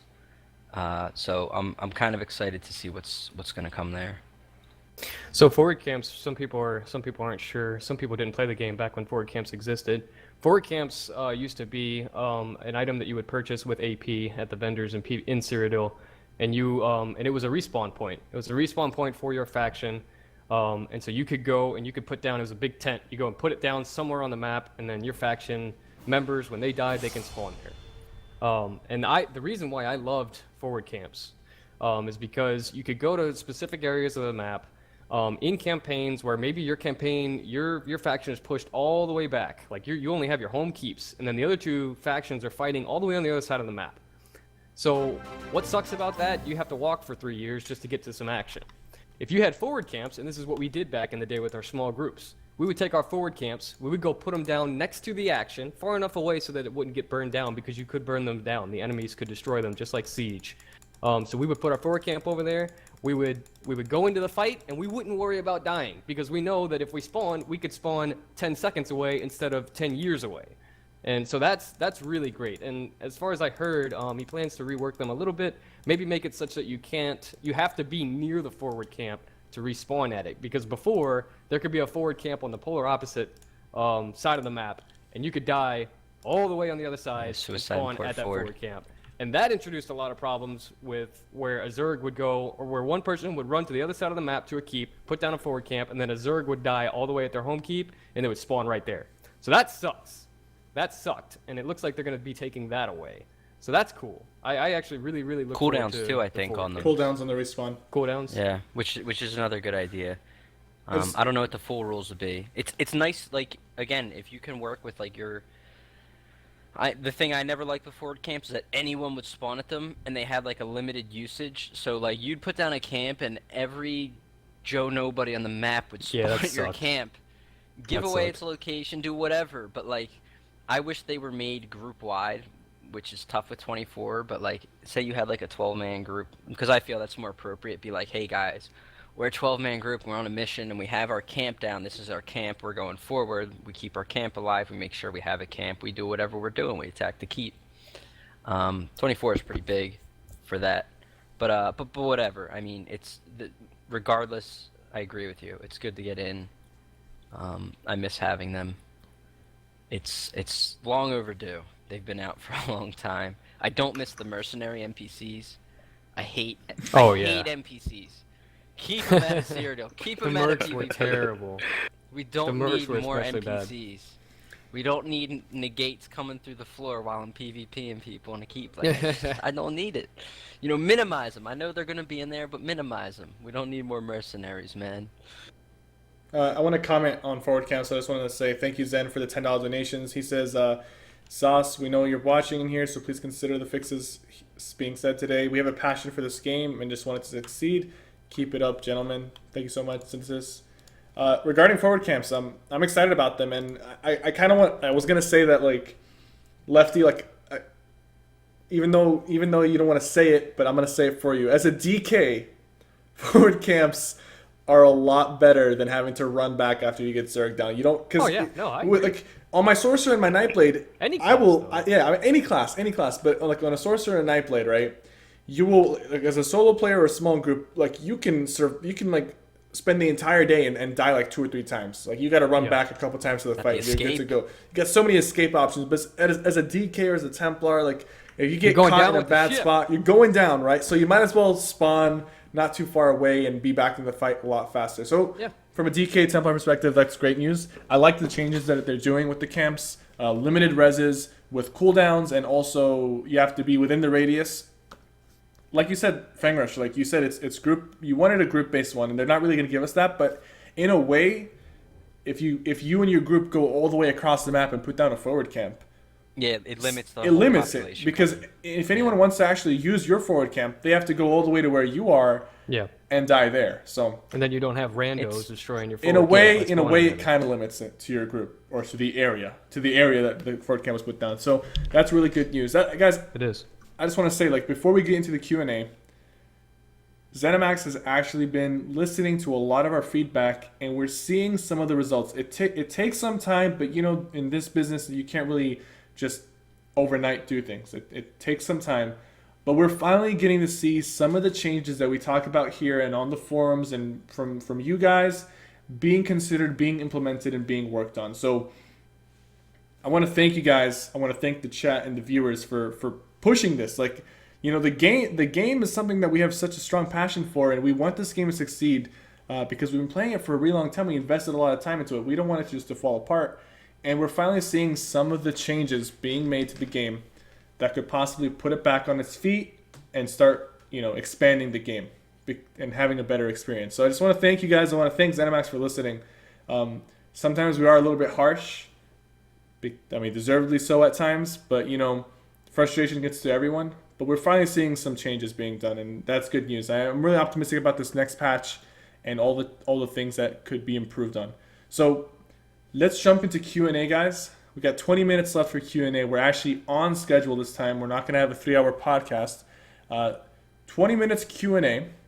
I don't want to limit. We're just going to do a time limit. You can just answer whatever question you really want in the chat. Go for it. You guys in the chat, ask your questions. And if you really want your question answered, the best way would just be drop a $1 donation, and you have your question read on the stream. That way, it's just guaranteed to be answered. But we'll be picking from the chat. Yeah, Ronaldinho, I will be streaming after this. There you go. Kev, removing the vet ranks. First of all, I have spent over 500k gold to gear up with V16 gear, and now they're removing vet ranks.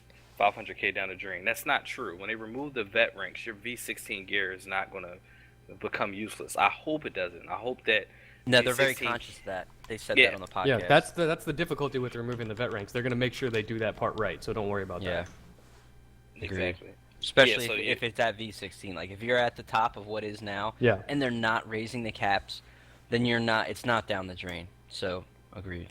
The gear is going to be they're just going to transfer the gear value. So if it's a V16 gear, that's like the max gear. You like your V1 gear won't equal a V16 gear once they change it. It's going to be V1 gear. It's going to be a different ranking, but it's not going to be gear that you can use at V16. So Guys, what are the best sets for weapon damage? not those type of questions, guys. How do you guys feel about Zos getting buffs for more DPS? I hope that they drop the damage nerf somewhat in Cyrodiil. I don't want it to go back to the old. Maybe 5 or 10% tops on the damage nerf would be fine with me. But if they don't touch it at all, I'm still happy. I'm actually happy with it right here, and this doesn't really touch on this. I won't talk for very long about this, but I actually feel like heavy armor needs some love because even with the drop, even with the nerf on damage, like this is the first time in this game's history that I dropped heavy armor because I felt like I couldn't be competitive with it, with my build style. I feel like I couldn't be competitive because even with heavy armor, even with the drop to damage, I felt like I was getting nuked by single players. So I actually like where the damage is. To me, it could be even nerfed just a little bit more, and may that be the most unpopular opinion that was said today. But that's fine. I'll take it. Bigglesworth's asking, what would be an acceptable rate of change for you regarding CP gear? For example, increases 10 CP rank every 3 months. Actually, I don't want any increase. I want them to keep it at, once you have 160 champion points, your quote unquote V16, you can wear whatever gear you want. I don't want them to add future gear that's like, oh, you have to have 200 CP for this gear, 300, 400 CP. Like that's just gonna, we don't. I don't want new players to come in here and be like, oh, I have this long mountain of CP to grind up before I can wear the end game gear. 160 champion points is achievable in a short period of time. If you start increasing on that, CP, gear limit, first of all, you're not gonna just piss off new players. You're gonna piss off players who dropped 500, 600k to make their V16 or 160 CP gear gold, and then 3 months later they have to upgrade it. No one wants that. People want to just get to end game. The game should be about the journey to end game, but then the end game itself. And we don't want the end game to be disturbed every single time they raise. Like people hated the raise on vet ranks. No one liked it. No one enjoyed having more ranks. Maybe a couple people, but I mean, those people are wrong. I'm kidding, but no one likes increase. No one likes an increase on the max rank because it involves more grinding, especially if you have let's just say you have 8 characters. They're all V14, that's max rank. You got V16, now you got to grind every single character V16 and then gear them all up again. There goes your money, there goes your time. So, yeah, I don't want them to increase the cap. Just keep it how it is. I think this is a good one right here. Fastest Zone asked about horse speed or horse upgrades being account wide. I think that needs to happen because I don't like seriously. I hate having to level up my horse on every single character. I got 4 characters now that are basically max level, and I have to feed it every 24 hours on each character. And I know eventually you get done with it, but that's just added grind that I don't think should be there. I think the horse upgrade should be account wide. I hope that Farmville? changes. I don't know what that is. It's annoying to do, man. I know. They did say they made horses. They didn't make them faction wide. Is it still per character? They're character. I mean, you get horses that are account Oh, wide, But the that's upgrades, the speed, the stamina. Skills yeah. move to per character, so you have to go per character to No, upgrade. I don't like that. They should make the horses an actual item, wide. like an item that you can put into your It bank. used to be. It used to be that horses were like that, but then when they Right. released the Crown Store, they said, "All right, we're going to sell skins, so every horse is going to be a skin, and every character will have the skills."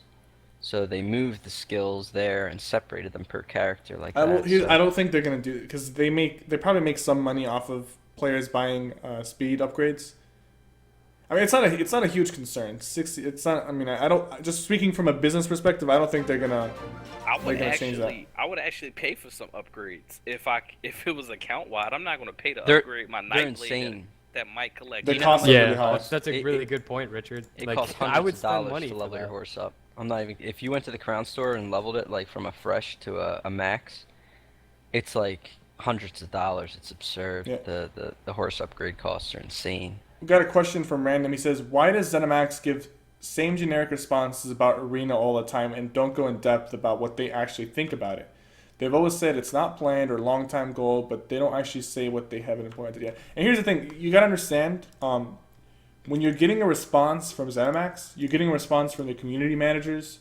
You're getting a response, for people who are in charge of, answering your questions. And a lot of the times, the people that are answering your questions, they're not in charge of what goes in and out of the game. The community managers they're told, what is in, what isn't in, and they're going to give you the answer that's not going to piss you off the most. Basically, that's just how any company is going to run. Now, we did get a new answer regarding arenas. It's not the same old they're not planned at this time. In the last ESO live episode, they actually said that arenas is something they want in the game in the distant future. So they actually said that they want it in the game. They didn't say there's no plans. Even though it's still a vague answer, they can't just be like, okay, we're putting in arenas. They can't just say that if they're not going to do it. So they have to give it's all business talk. It's like they can't just give you it's PR talk. They can't just give you the answer you're looking for. They have to give you an answer that's going to cause the least amount of damage. And I know for a fact, I put money that arenas will come into the game, but it won't be any time over the next year. I think it's going to take a little more than a year for them to implement that. I don't know if hope. it'll take a full year, but I'd say it wouldn't be before 6 months. I think Honestly. Okay, six yeah, months yeah. I- Anywhere I from just- 6 to 12 months would be a range. Somewhere in that window, After Dark you'll probably Brotherhood. start seeing it teased maybe after spring or something. If they are planning on doing it now, I'd say it's teased after spring, sometime in next summer. But you nailed it on the head there, Cypher. Anytime you see that kind of talk, that's orders from on high. Okay, that's how the corporate environment works. They're just passing it down. You want to raise that up anymore, you tag Rich Lambert in your posts if you want to get any more traction on that, because that's your creative director who affects those decisions. Why ESO PvP over other MMOs that have more PvP centric systems, arenas? And I'll let everyone answer this. Good but question.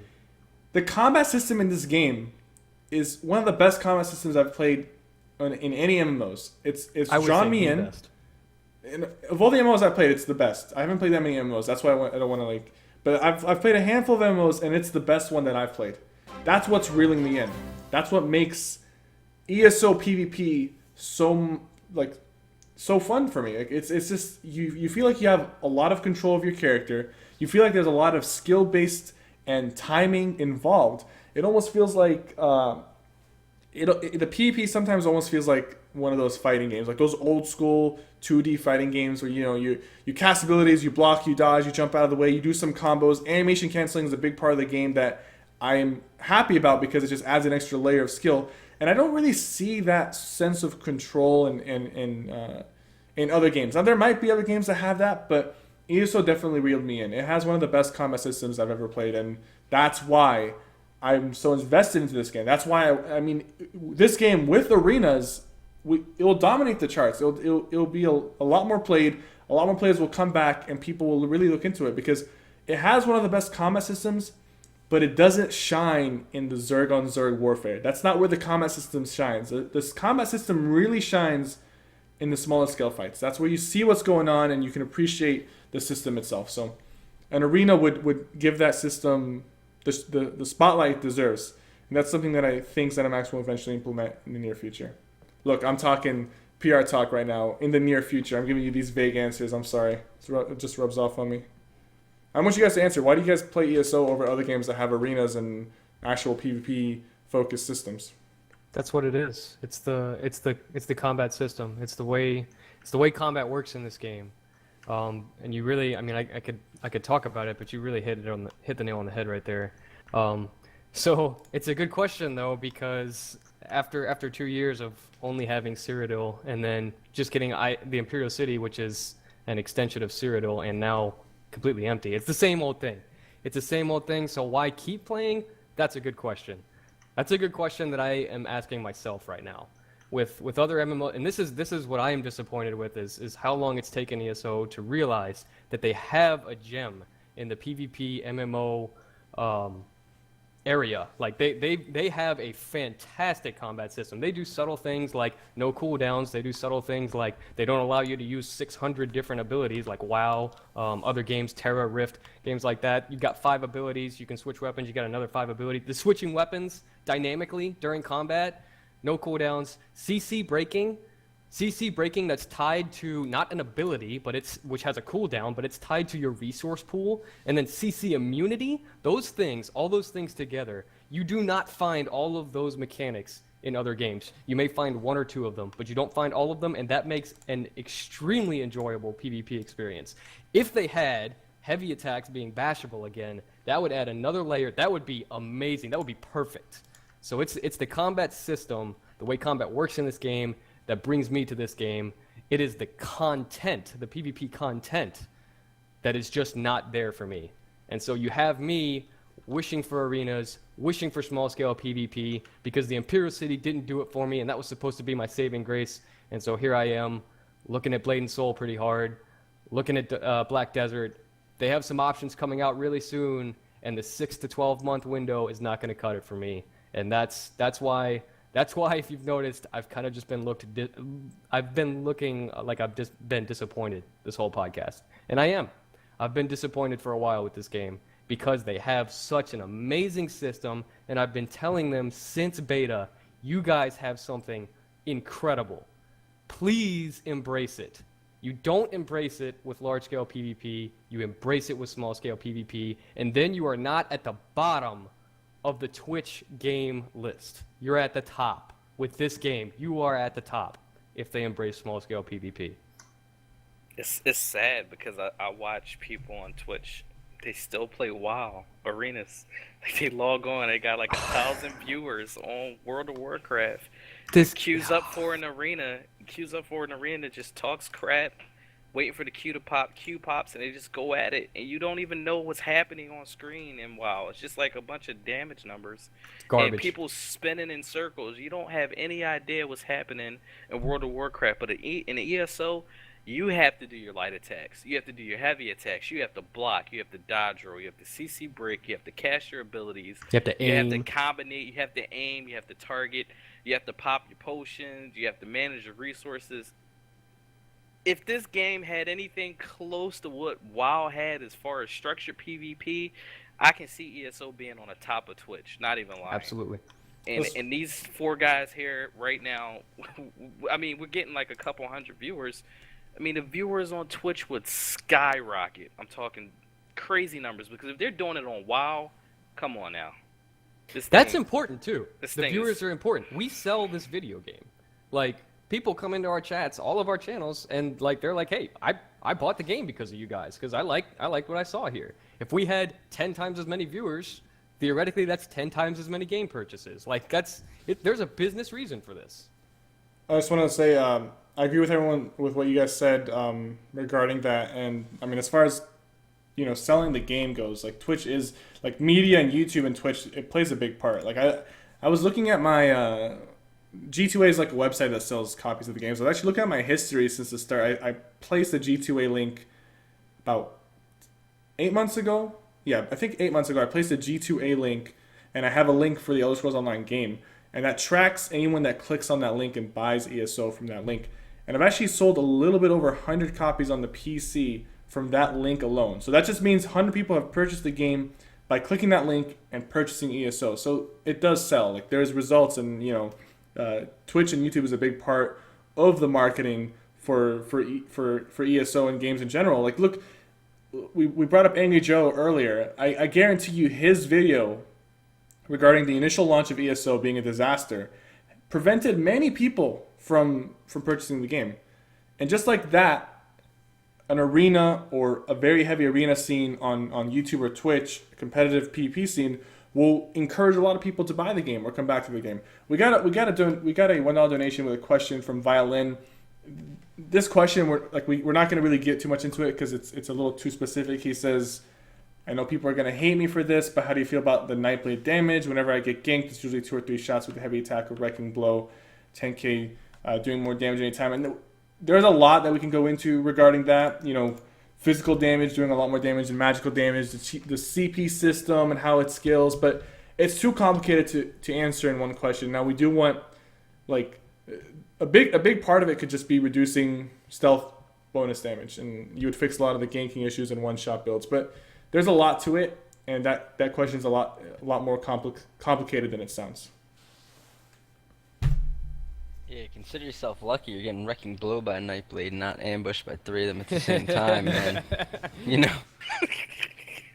Saying you won't move, you might as well take your hands off the keyboard, put them How up do in you the really feel, sky. Fang Rush? He's done. It's over. I watched Cypher stream. What was that, yesterday? And he was literally getting ambush spammed. Like it was like he got ambush spammed. I watched it today. It happened. Until the Nightblade ran out of stamina. Yeah. Like and then he started light attacking, and then he got some more stamina. It started. It's so bad. I saw it happen and to I me just in the started sewers. laughing. I was watching. 1v20, and dudes waited for me on the other side of the door. I come through the door, and they're all spamming ambush. They got their barriers Come up. on. Yeah, it's unreal. You walk through the door, they drop 2 Dawnbreakers on you, soul tether, pop a barrier just in case you get up and kill them. Just in case I do some offensive ability between a mini stun and silence, not stop, But yeah, someone asked a question about that a while ago, related to that. What options do you think could be used to fix the bow users who abuse game mechanics to get 4 attacks off with 1 bow animation? This is going to come back to,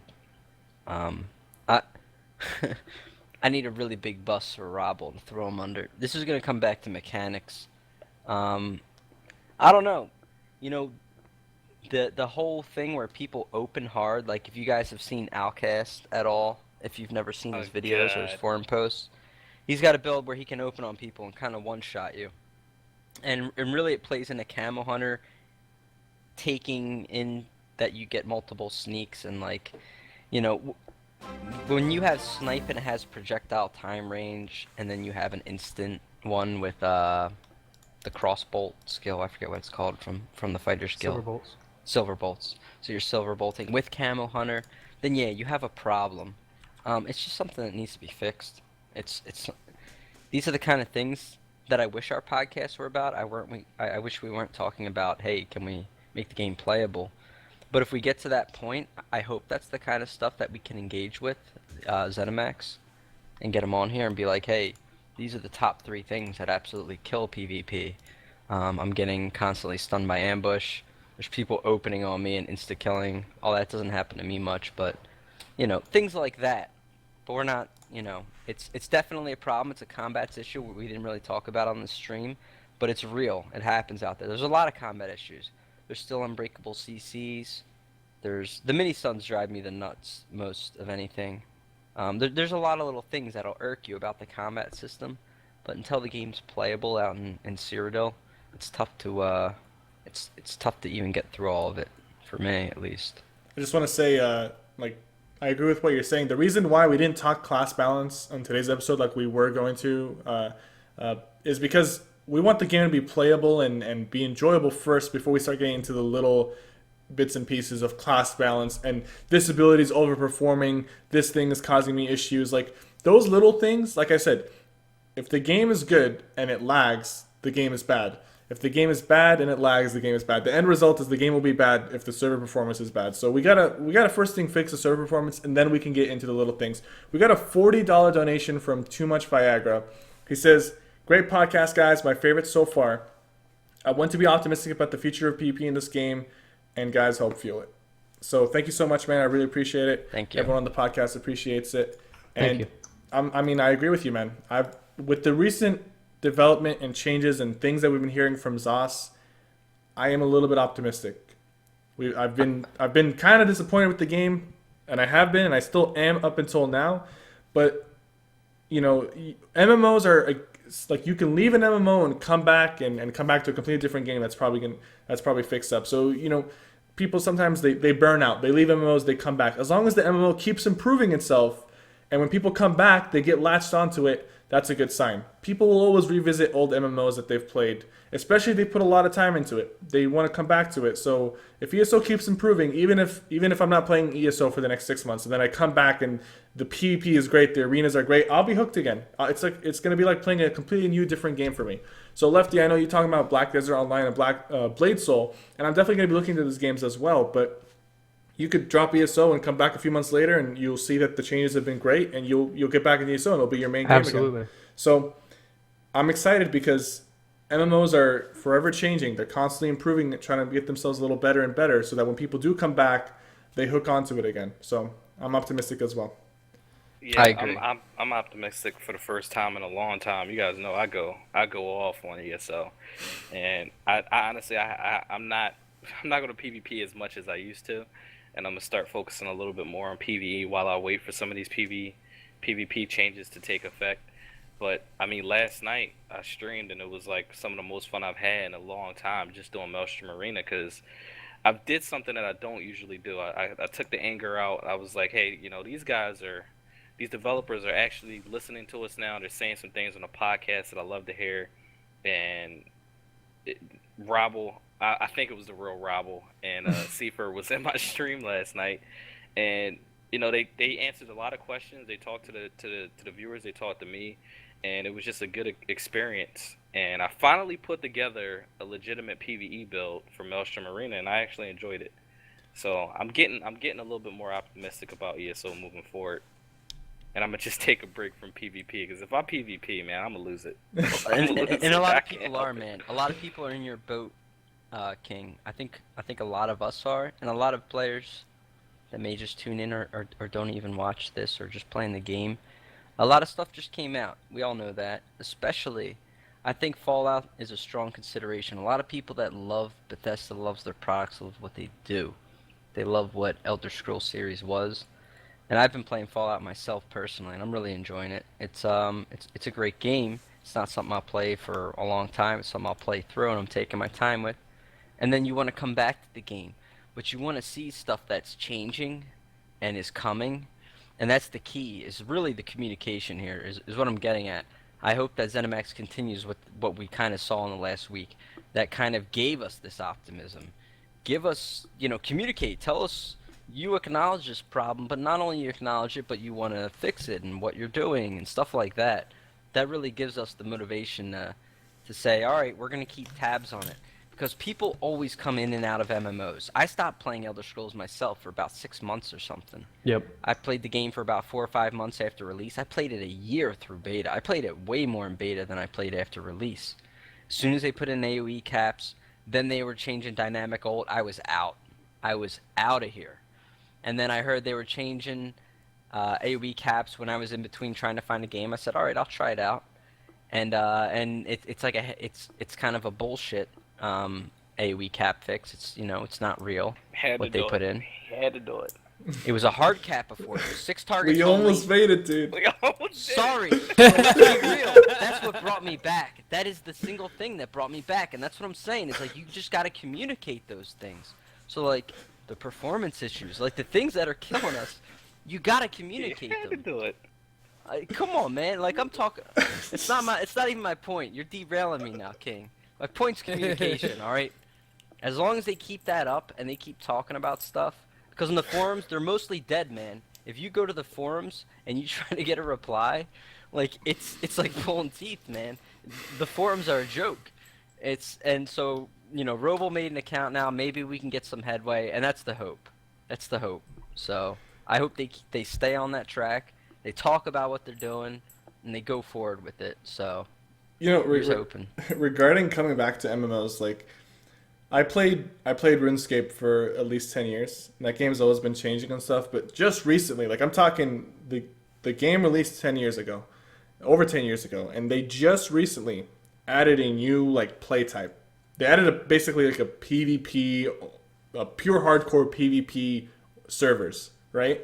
And some people have played RuneScape. I don't know if you guys have, but a change like that caused the viewership of some of the streamers and the players to literally triple, quadruple, and even multiply by tenfolds at times.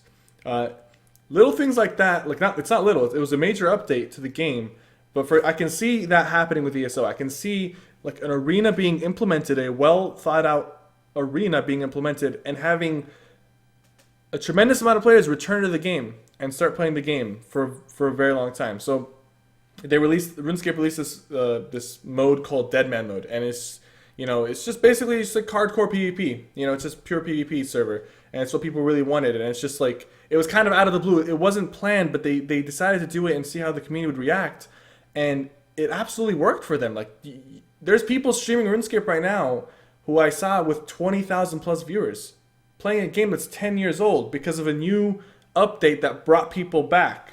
It's all about bringing people back. ESO sold a lot of copies on launch because when it was an Elder Scrolls game, people left it because of bad reviews or changes to the game. But we can get a lot of the players who left back into the game and gain new players by implementing mechanics that really reel people back in. And I think an arena would do that for us. So that's just something for the future. Absolutely. 6 to 12 months from now, I would love to see an arena. I would really love to see an arena. I feel like it would the population of this game will explode. It'll bring us back to where we were. I agree. Yeah, as long as they tell us it's coming and not give the vague answers, and I don't expect it immediately. And honestly, I hope for the changes we talked about a lot today to be more clearly communicated in the short term. Holidays are coming, and that's gonna take a drag on what gets done. But I hope some kind of direction on what ESO plans to do in the coming months with the new year. I hope that's laid out, including what you're saying there, Cypher. Like arena, we plan to do it.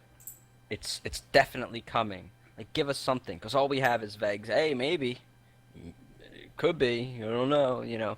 That doesn't work for people. Like, again, it comes back to, I guess, Rich. Maybe I'm wrong, but I think it goes back to Rich Lambert. He's creative director, and he probably has to maybe talk with his boss. But like, he's got to make a decision. We're either gonna put it in or we're not, and just make the decision and say it's on the timeline. It's gonna happen.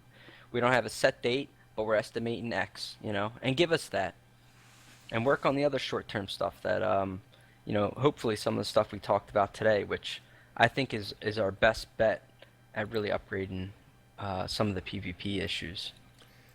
As far as talking with Zos, I do want to get someone from ZeniMax onto the live stream in 2 weeks from now. Basically, we're doing this podcast every other week, so I do want to get someone. And if I had to pick someone, I do want to pull in Roble or even Lambert, like one of those two or both of you guys. Maybe you guys, because I don't want to 4-on-1 situations. Maybe you guys can 1vx us or 2vx us, 2v4. That way, it's not, you guys are not as outnumbered. One of you can tank, one of you can heal, but maybe you might need to bring another person. Doesn't matter. Richard's going to be procking frags all over the place. I do want to reach out to you guys. Roble, I know you're watching the stream. I'm also going to try to reach out to Lambert. I want to bring you guys on one of the shows. The next show, possibly. If we could do the next show, that'd be awesome. We have this podcast every other Saturday. So the next episode will be episode 5, and that's going to be December 5th. So if we can get you here on December 5th, I'll be sending an email out to you guys or to the community managers to reach out to you guys. If you guys can come in here, it doesn't matter how long you're in for, an hour, 2 hours, as long as you can, just so we can have some back and forth discussion. We've definitely toned down our aggressiveness. I think we only dropped one F-bomb or one curse word this stream. Who was it? Who was Fingrush. it? I think it was Fingrush. God. So we're it was you. So we do want to bring you guys onto the show. We want to have a little back and forth discussion because we care about the game just as much as you guys. We want to see it work well, and it'd be good to hear your feedback. I mean, your feedback regarding our feedback and our feedback regarding your feedback. So I'll be reaching out to you guys over the next couple of days. Hopefully you guys can confirm to show up. That'd be awesome if we bring you guys on the show. I'm pretty sure the viewers will enjoy it as well.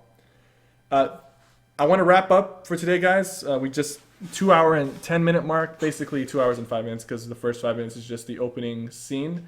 We had a great podcast today. I feel really good about it. We had some good support, some really big donations, and a lot of you guys showing some optimism in the chat. So thank you guys so much for tuning in. Thank you, Richard. Thank you, Frangosh, Lefty Lucy. This is episode 4. Episode 5 is December 5th. And I just want to thank everyone for showing up, and the support we've been receiving is amazing. And we're finally seeing some of the results that we talked about on this podcast being implemented into the game and being worked on. So it's some good news. It's some good news, guys. We have some ways to go, but we're working there. Thank you guys so much for tuning in. We'll have everyone say goodbye to you guys, and we'll see you next time. Take care. See you guys. Good night, everybody.